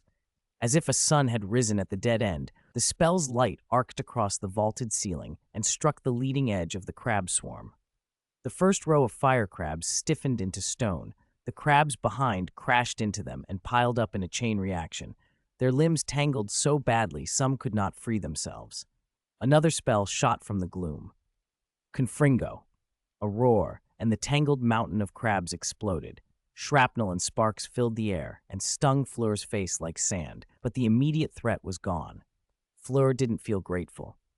The particular style of casting had already told her who had saved her. As expected, Cassandra appeared from the darkness, clad in berry-red robes. She held her wand like a hairpin, emerald eyes appraising Fleur. "It seems the Beauxbaton champion is a little overrated," Cassandra said with a cool smile. "You couldn't handle a few fire crabs. Why don't you withdraw now?" She walked forward with feline grace, stepping over the crab corpses. Even in death, the crabs retained magic. Sparks burst under Cassandra's feet with each step, like blazing flowers blooming for her. 216. The Dark Lord and the Dark Lord. Cassandra volley. Fleur was on full alert. The bodies of the fire crabs piled up beneath her feet like soft sand, and Cassandra moved through them like a terrifying golden shark, ready to tear her apart at any moment. Fleur's courage wavered, but she did not lower her wand. It wasn't that she felt invincible. After Cassandra's performance in the first match, surrendering here might as well be suicide. Still, there was a question gnawing at her. "I don't understand. Why are you targeting Beauxbaton so much?" she asked. In the first round, Cassandra had taken out many opponents. Only the Beauxbaton's champions had died. Fleur couldn't fathom what Beauxbatons had done to deserve that. Had Cassandra been rejected by Beauxbatons once? It was irrational, but Fleur wanted an answer. Cassandra, however, didn't respond. Instead, she replied in French, with a cold, taunting smile. "Sorry, I don't understand French," and raised her wand. Protego. The spell struck Fleur's shield charm directly. Fleur had been chosen as a champion for a reason. Her spell work was sound. A competent graduate of a wizarding school should meet the ministry's minimum standard for Auror candidates. Fleur's knowledge and magical level were impressive, and she might even have stayed on as a professor. Her weakness was lack of battlefield experience. Against a genius like Cassandra, she still had a lot to learn. Cyrus had already assessed Cassandra's talent. Arrogant at times, yes, but no less gifted than names like Barty Crouch Jr. or Snape. Yet that didn't soothe Fleur. At first she had struggled with English, but she had improved over months at Hogwarts. She had asked her question in English, and Cassandra's French reply, claiming not to understand French, felt like an insult. Fleur's blue eyes flashed. Even if she died, she wouldn't let this woman belittle Beauxbaton. She steeled herself to fight. Cassandra didn't intend to kill. Fleur wasn't a Death Eater, but she recognized stubborn defiance when she saw it. A wizard's inner resolve bolsters their magic. Fleur's newfound determination could let her tap into power she hadn't yet shown. Fleur lashed out. The spell tore toward Cassandra. Cassandra didn't hesitate. She jabbed her wand at the ground and barked, "Obscuro." The black, polished marble beneath them buckled like an arching cat and rose into a trench, forming a sudden barricade. Fleur's Defendo smashed through it with a violent crack, as if knives had passed through soft tofu. Not waiting for a lull, Fleur pressed the attack. Multi-blast! Shards of stone became projectiles, swept up by Fleur's magic into a storm that swept toward Cassandra from all directions. A hail of missiles meant to shred her. There was nowhere to hide. Cassandra only smiled dryly and flicked a shield charm across her shoulders. The invisible barrier swallowed the flying shards. They disintegrated into dust the moment they struck. She frowned at the specks that dusted her robes, cast Scourgify to brush herself clean, and grew impatient. "Serpensortia," she spat, and a black, venomous snake coiled into being at her feet. A split second later, Cassandra amplified it with another charm. Engorgio. There was a thunderous boom and an explosion of smoke.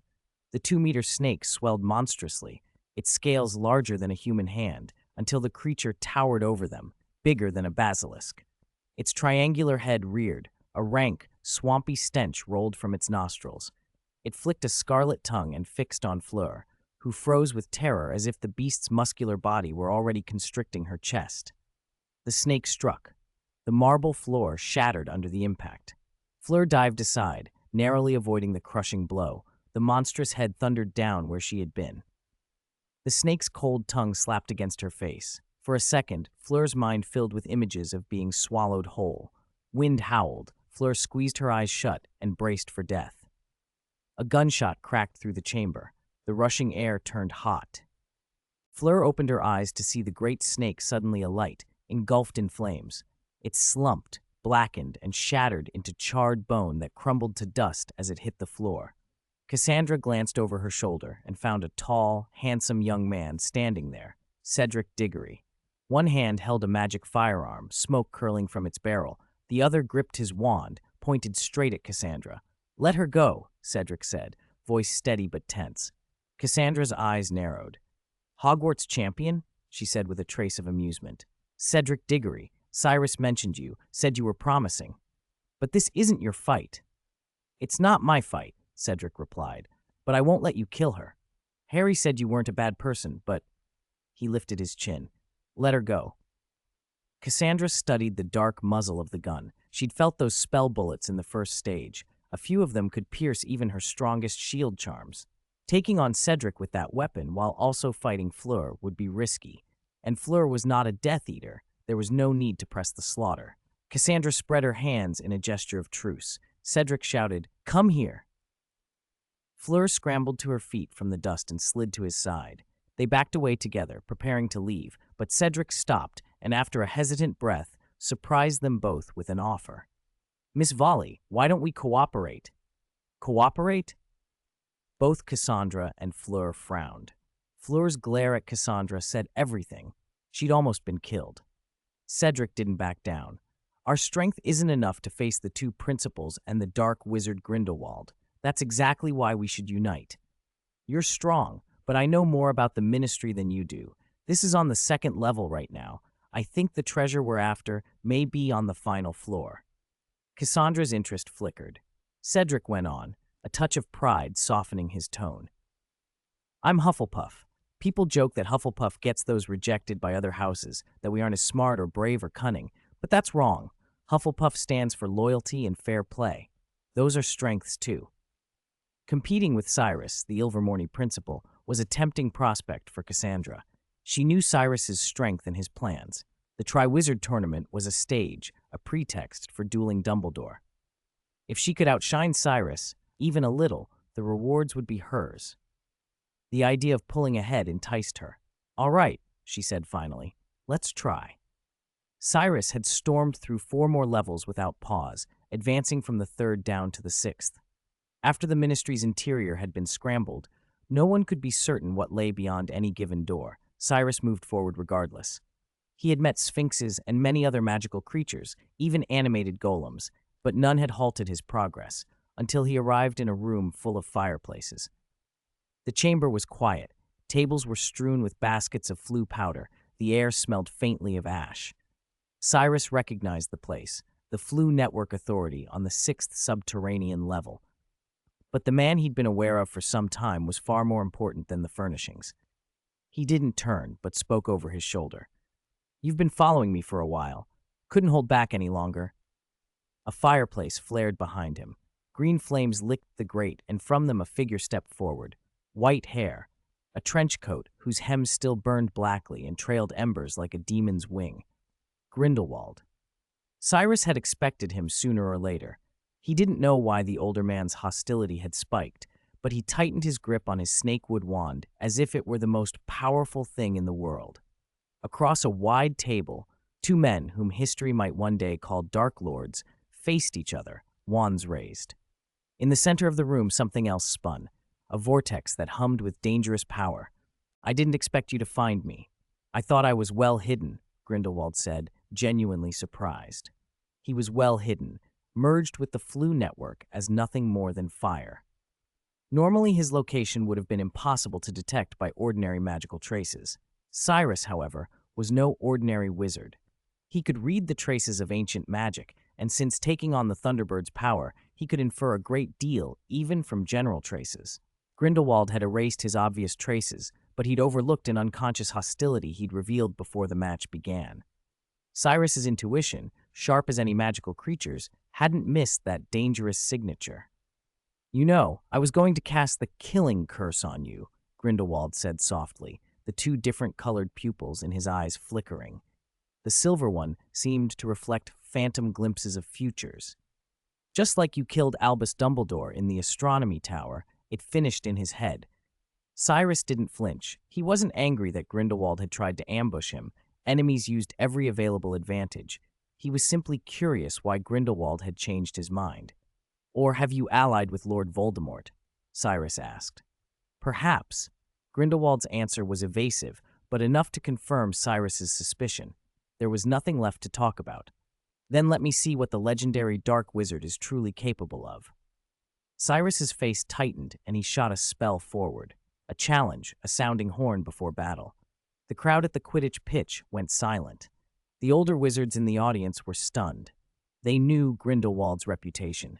Dumbledore had been made famous not merely by fighting Voldemort, but by defeating Grindelwald. People said the one Voldemort feared most was Dumbledore, and yet years earlier Dumbledore had been Grindelwald's first follower. The history made the duel simmer with meaning. Barty Crouch Jr. smiled thinly. Seeing Cyrus fight Grindelwald suited his plans perfectly. A former Dark Lord pitted against Dumbledore's supposed equal. Crouch didn't believe Grindelwald superior to Cyrus, After 50 years in Nurmengard, the old man might have regressed. But he hoped both would be badly wounded, so that when Voldemort returned, his only real obstacle would be Dumbledore. Dolores Umbridge watched with a cruel pleasure. She had been humiliated in the previous match, smeared by Bella, knocked unconscious by a slap from Cyrus, nearly disfigured. The thought of Cyrus being destroyed now by Grindelwald delighted her hatred. Severus Snape, not far away, gave Umbridge a cold look, as if she were a fool. He knew Cyrus's power better than most. He had first met Cyrus in Godric's Hollow, when Cyrus was far less powerful than now, and had still felt it was impossible to resist him. Later, Cyrus had even defeated Lord Voldemort on more than one occasion. Snape had watched Cyrus grow and could now feel the terrifying strength in him. He could scarce imagine anyone stronger. Down in the Ministry's 6th sublevel, Cyrus flicked his wand, and Grindelwald met it with a counter-curse. The two spells collided like a storm striking land. The confined room filled with violent, whirling air, the flue powder dragged into the vortex and flaring like gunpowder. The green flames around them bent and faded like an aurora curtain. The floor trembled beneath the impact. Grindelwald frowned. The force of Cyrus's magic was unlike a mere hose of water emptying into a lake. It felt vast, overwhelming. It wasn't that Cyrus was wildly stronger, perhaps at most twice his power, but Grindelwald knew his own strength had only hardened in 50 years of prison, not diminished. The same years of suppressed passion had, if anything, steeled him. As Dumbledore used to say, the most powerful magic is love. Cyrus flicked his wrist and separated their clashing spells. One deflected bolt rocketed toward the ceiling like a reverse meteor. Boom! A crater opened where the ceiling had been. Above the 6th floor lay the 1st. The room chilled suddenly, a cold too familiar. Azkaban for Cyrus, Nurmengard for Grindelwald. Snowdrifts, damp stone, a sun without warmth. All of Grindelwald's worst memories rose up. The memory of the person he loved dying alone in the astronomy tower, a killing curse in the night, and the black, faceless things that flowed in afterward, Dementors, was intolerable. "Get out," Grindelwald spat, and he drove his wand forward. Expecto Patronum. Silver light like moonbeams rippled outward, a tide in a black sea. It was bright and layered, powerful enough to push the Dementors back. Grindelwald's Patronus did not form into any single animal. It did not need to. The wave was enough to send those creatures reeling. Cyrus was less restrained. He called on ancient magic. His Patronus did not shimmer as a halo nor condense into the Thunderbird he could become. It exploded into a silver spear of lightning. He hurled it like Zeus. The spear punched through a Dementor's chest and unfurled, branching like the sudden growth of an ancient tree. The lightning branches raked through dozens of nearby Dementors, impaling them. The creatures that fed on happiness crashed down like ragged corpses, dropping as if dead. Dementors, creatures thought impossible to kill, fell. For the first time, they felt what they had once been. The faceless horrors stared at Cyrus as if terrified. The remaining ones retreated through the broken opening and lingered to look back, imprinting his image into whatever memory they had left. The move stunned everyone.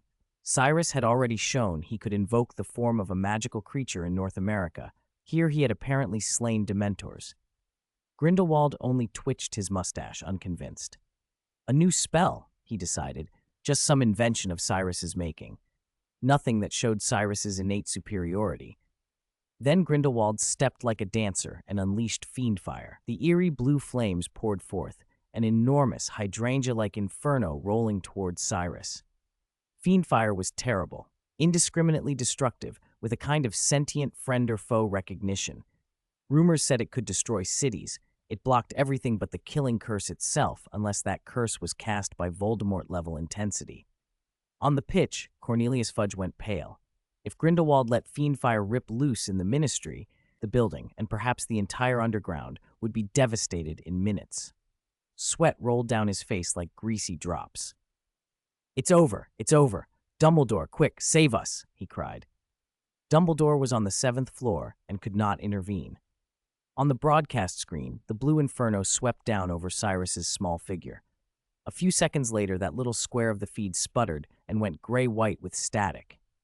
"Seems the Golden Snitch's feed malfunctioned," Babajide said, frowning. "It's over. The Ministry is finished." Fudge babbled, leaping up and trying to hide everyone's view with his bulk. McGonagall, disapproving, told him to sit. Worry circulated through the crowd. Many in the wizarding world loathed Grindelwald more than they disliked Cyrus. Those who had suffered under Grindelwald wanted him destroyed. Millions watched the duel. Public sentiment wasn't entirely against Cyrus. Cyrus himself, however, felt none of that. He stood within the blue flames as though in a spring of pure water. The fire licked him and did no harm. Grindelwald's expression shifted from confidence to bewilderment. "Are you immortal?" he asked. Cyrus smiled. "How could I be immortal?" he said, and then, as casually as if plucking a flower, he slid his hand into the scorching fire. The blue flames withered against his skin as if touched by frost. "Grindelwald," he said quietly, bringing his dark green wand to his lips and speaking a few words.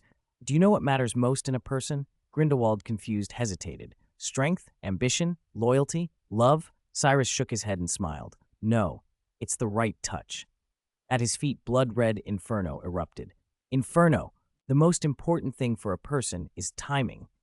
Cyrus stood at the center of a hellish, blood-red inferno, a thin candle flame of pale blue, almost extinguishing at his core. The blaze wrapped around him like the petals of an unbloomed rose. Not even a dragon's hide could shrug off Grindelwald's fire shield. Cyrus's magic resistance was enormous, but not enough to make him immune to Grindelwald. Yet he did not fear the inferno because he had not cast a separation charm. He already had a flame inside him more powerful than the fire shield. Inferno. Cyrus had invented it. He had read through dusty, forbidden tomes of dark arts, taken fiendfire as its foundation, and fused it with dragonfire. Worse still, it could summon the dead and turn them into inferi. Right now, the spell was a drop of blood in clear water, crimson and dazzling. Amid the roaring blue of Grindelwald's shield, Cyrus lifted his wand. Scarlet fire burst out. From where he stood, the flames unfurled like a hurricane. They spun and surged inward, a vortex tearing at the blue shield. In seconds, Cyrus's inferno had swallowed more than half of Grindelwald's defense. The crimson flames licked outward like a sea of blood, filling the chamber and searing beyond it. Grindelwald took a step back, wand raised, and the blue flames reared up in reply, forging a wall as steadfast as a cliff facing the ocean's fury. He was, after all, the legendary Dark Wizard. Grindelwald's fire shield was not the strongest offense, but its defense was near absolute. The blue fire closed around him in a cocoon, isolating Cyrus's reds. From his old, ravaged body, Grindelwald summoned a fresh torrent of power and intoned another spell. Flame separation. The cocoon burst. The blue fire fanned out like great wings, and wherever it spread, Cyrus's inferno bowed its head as grain bows before wind. The flame separation, seemingly a simple trick, was in truth a subtle and deadly art. Grindelwald named it the Path of the Fire God, and in that moment he looked every bit the god. Neither Cyrus's flames nor his own could touch him. Even the infernal creatures birthed by the fire, crashing through walls, punching holes in the ceiling, melting everything they touched, could not cross the barrier.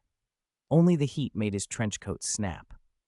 Grindelwald smiled through the blaze, chin tilted in a provocation that dared Cyrus to overreach. "A powerful spell," he mocked, "but magic is not only brute force." Cyrus answered with a cold smile. "Do I need lessons from you?" Before Grindelwald could deliver the retort, shadows stirred in the depths of the red. From the heart of the inferno, withered arms clawed at the scorched earth. The flames became a bridge between the world of the living and the world below, and skeletal heads emerged, teeth gnashing.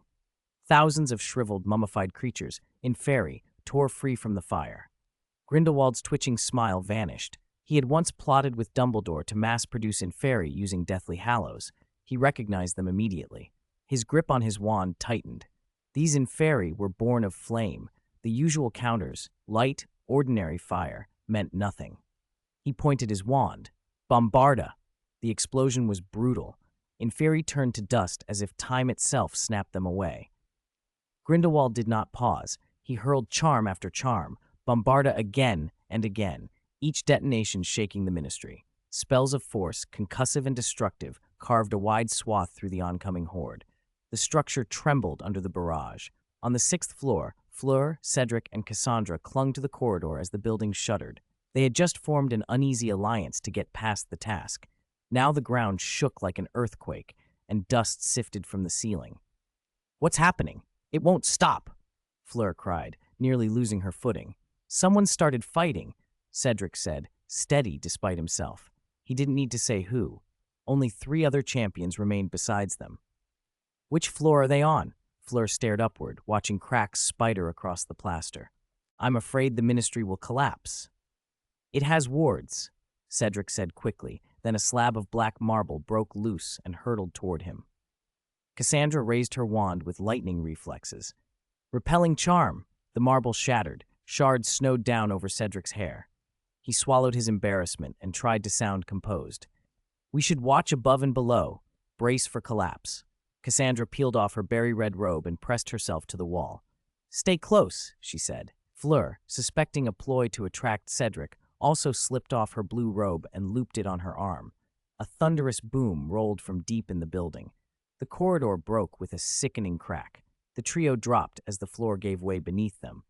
Cassandra reacted without thought. Transfiguration, slab! The soft fabric of her robe hardened into stone. Wingardium Leviosa! She levitated the transfigured slab beneath them like an emergency platform. But Cyrus's flames had already poured through the 6th floor, a crimson tongue of fire that licked toward the 5th. Heat tore at their faces. Cedric watched helplessly as the platform smoldered and then burst into flame. Fleur slipped and fell through the opening. Heat licked her back, and in the burning haze her eyes were wide and desperate. Then a voice cut through the blaze. "Stunning spell!" The inferno dimmed. Sparks scattered and vanished as if they had never been. In the darkness, a figure in white stepped forward holding a slender wand. Professor Albus Dumbledore. "Professor Dumbledore!" Cedric leapt to his feet on the remaining ledge. Cassandra scrambled to Fleur's side on the 6th floor and hauled her up. Fleur was singed and shaken but alive. Dumbledore's face was grave, older somehow than the white beard suggested. "Kneel," he said softly, and the elder wand touched Fleur's chest. "Vulnera Senentur." Charred skin sloughed away with a whisper, revealing fresh pink skin beneath like new shoots.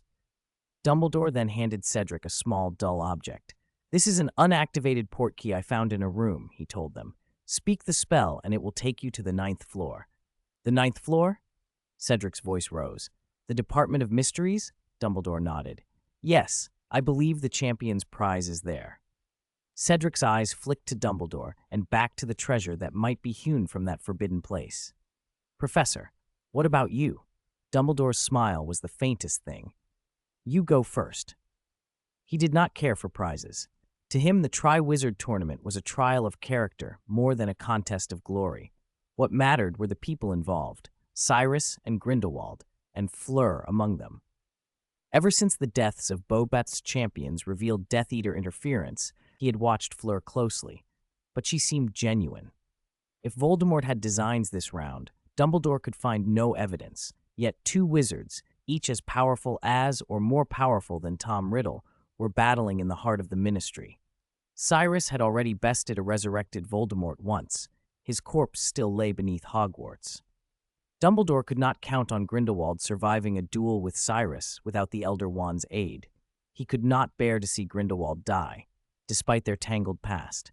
"You go first," he repeated gently, but there was an edge of steel beneath the gentleness. "Take your treasure and leave the competition." Cedric hesitated only a breath, then accepted the portkey. Dumbledore rose, picked up the thin wand that looked like a finger bone, and strode back toward the fading flame line. The old man did not hesitate as he stepped into the mouth of the inferno. 219, the defeated Grindelwald. Bang! In the darkness, 3 disheveled figures were hurled out and crashed to the floor. "Ah!" Cedric landed on his shoulder. He'd been thrown out first, and head still spinning, instinct made him act as a human cushion, breaking the fall for the 2 girls. Fleur's elbow jabbed into his stomach as she fell, making his insides churn. "Sorry," she murmured. "It's all right." Cedric shook his head and glanced at Cassandra. Thankfully, she had chosen her apparition point carefully. With the extra weight, he wasn't sure he could have held them both. Cassandra ignored his look and examined the darkness around them. It was a long corridor, the floor and ceiling almost indistinguishable, the black walls slick and reflective, throwing back ghostly versions of their silhouettes. Is this the Department of Mysteries? She asked. It should be. Cedric pushed himself up, rubbing his shoulder and stomach. The Department of Mysteries is the Ministry's most secret place. Everything here is classified. Even my father has never been inside.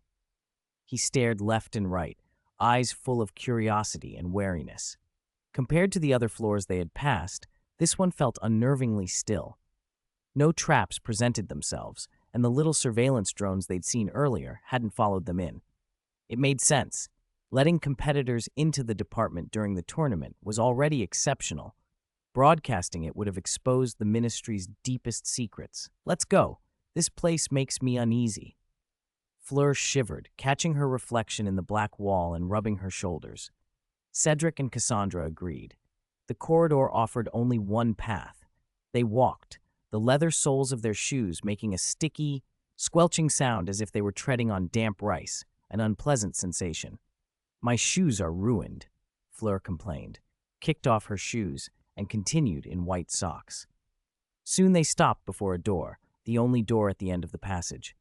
It was odd, black and heavy-looking, carved with intricate patterns as if from a single block of marble, and without any handle. It seemed to merge seamlessly with the wall.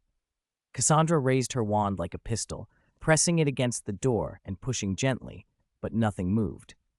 "Alohomora," she commanded. Her wand sparked. The door didn't budge. "There's probably a very advanced anti-Alohomora charm on this," Cedric said. A single spell could be simple or complicated. Whatever protected this door was the latter. Unless they had a very powerful wizard strength, breaking it quickly would be nearly impossible. "And we only have a few hours," Fleur fretted. "Does anyone remember how long it's been since the competition started?" 2.5 hours, Cassandra said flatly. She hadn't been pedantic. She'd been timing everything from the start. 3 hours was neither long nor short. If Dumbledore hadn't handed them the portkey he'd found, they probably wouldn't have reached the department within 3 hours, much less undone whatever charm sealed this door. "Diggory, what's behind this door?" Cassandra tucked a strand of hair behind her ear, exposing the pale curve of her earlobe. She leaned close and knocked with a curled finger. Thump, thump. A muffled sound reached her ear. Cedric hesitated a moment, unsure how much of the Ministry's secrets he should reveal, but what he knew was superficial. If the door opened, the secrets wouldn't be secrets anyway. He said, "I heard there are a lot of doors inside the Department of Mysteries." He pinched his chin and recited the bits and pieces he'd picked up over the years. "There are some forms of magic that are intrinsic to the world. They're hard to describe and almost impossible to control. The department studies those." To make it clearer, he offered an example, like the time turner. Top students had heard of time turners. Cedric had learned about them, but unlike Hermione, hadn't taken every elective. Cassandra's voice went soft. She knew Cyrus had had experiences with time turners and sometimes told those stories to young wizards at Ilvermorny. "What is a time turner?" Fleur had never heard of one and was curious. "Can it really reverse time?" "No, you can't reverse time and change reality," Cedric said. "A time turner can take you to the past, but it won't alter things that have already happened. If a time turner were a correction tape, it couldn't erase a mistake and fix history. It could only let you re-experience earlier moments without changing the established outcome." That wasn't an absolute rule. There had been a wizard who traveled centuries back and disappeared, and several people had vanished into time. Time travel could change the past. It was dangerous. And the magic is unstable.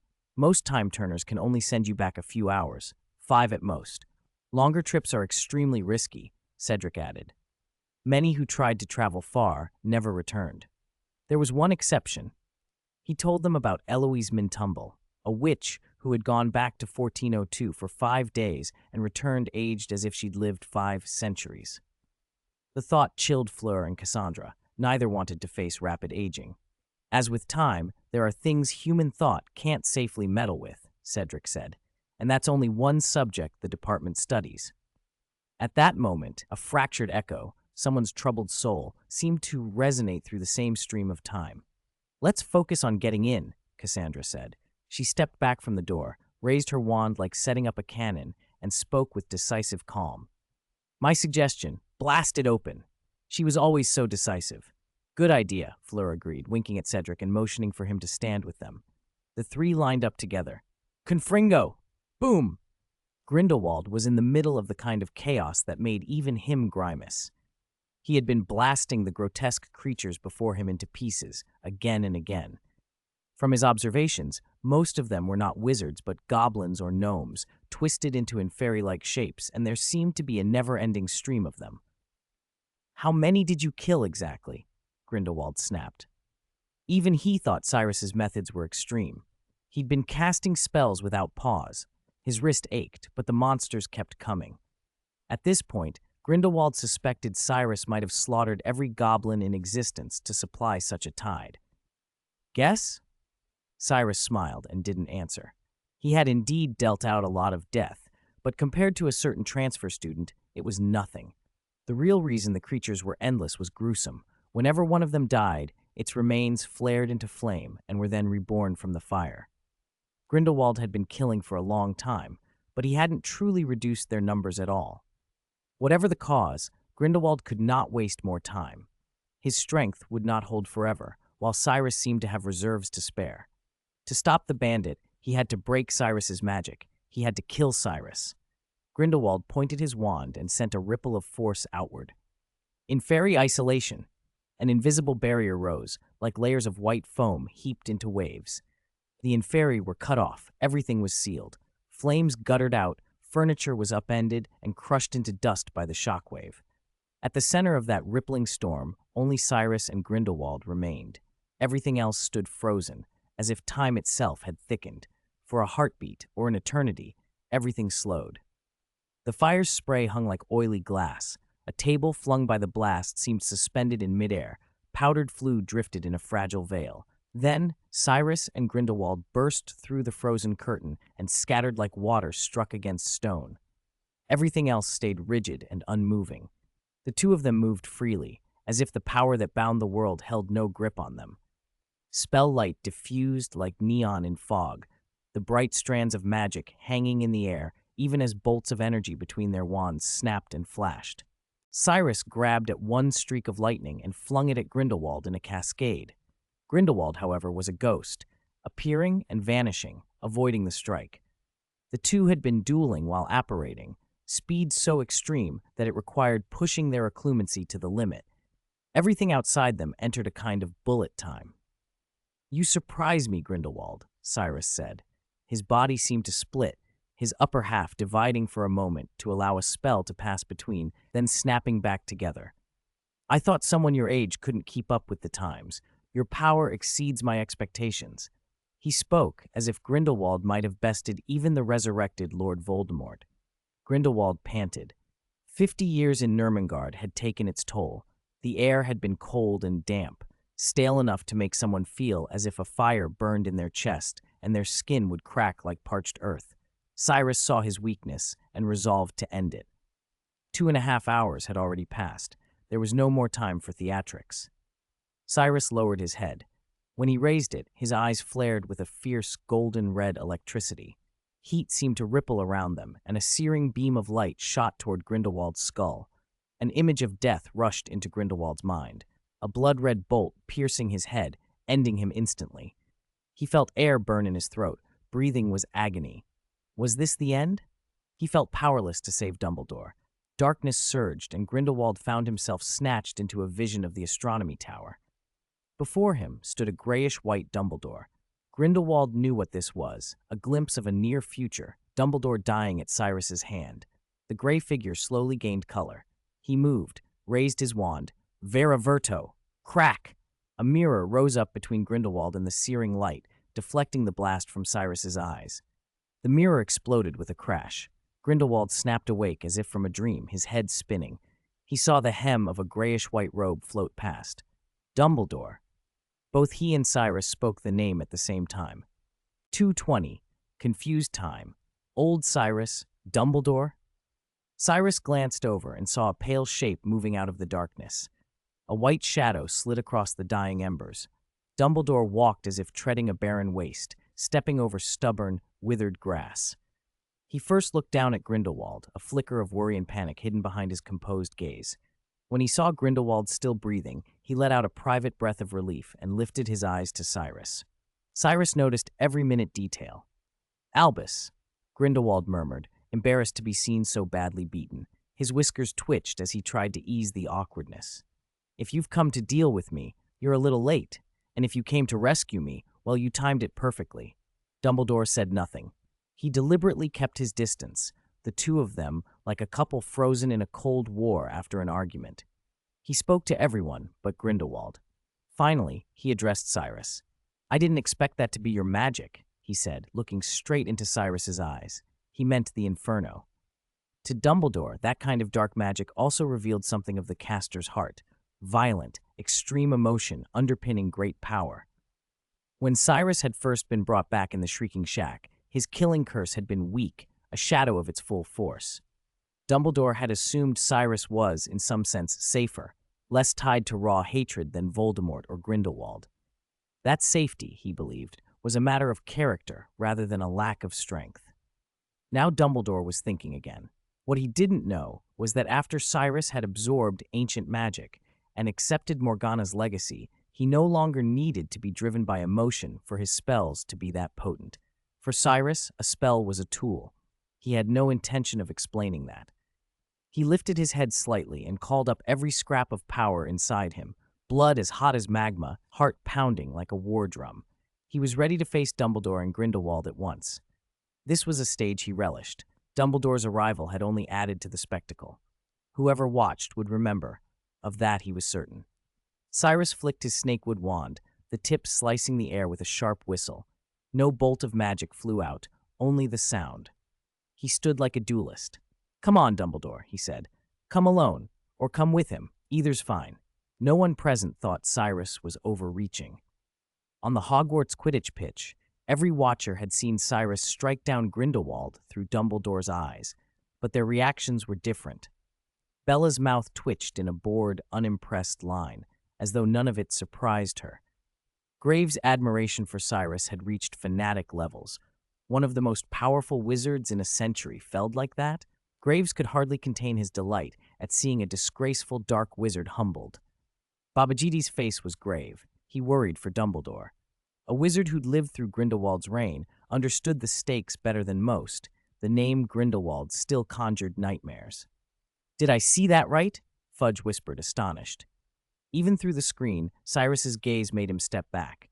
He defeated Grindelwald. He glanced at Umbridge. Her toad-like, heavily made-up face had gone ashen. Fear showed through. Fudge had favored Umbridge in the past, a sycophant who made him feel important, and he'd promoted her to deputy minister. Now he feared he would have to abandon her. Provoking Cyrus could drag him down too. He resolved, in the silent spiral of his mind, to dismiss her after the tournament. Barty Crouch's expression remained unreadable, but his mind raced.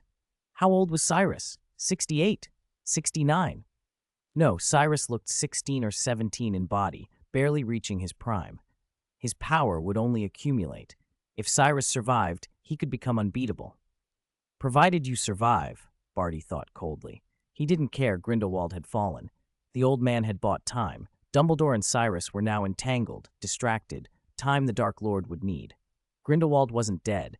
Dumbledore's mercy had surely preserved him as an ally for the future. More than anything, Barty was pleased at the hint of discord between Cyrus and Dumbledore. He saw Dumbledore step in front of Cyrus, exposing his back to Grindelwald, and Cyrus lift his snakewood wand, ready for battle. Fight. The more intense, the better, he thought. The tense air at Hogwarts set the students buzzing. He actually won, Fred said, eyes wide, nudging George. Grindelwald is supposed to be one of the strongest wizards alive, right? Even so, he couldn't beat Professor Dumbledore, Lee said seriously. Dumbledore is famous for defeating Grindelwald back in 1945. Does this mean... Angelina craned her neck to take in Dumbledore and Cyrus. That Cyrus might be as powerful as Dumbledore? Impossible, someone shouted. Dumbledore's the greatest wizard in the world. No one's more powerful than him. Most at Hogwarts might grumble about Dumbledore's eccentricities, but none believed him weak. They were more familiar with Voldemort's terror than Grindelwald's history.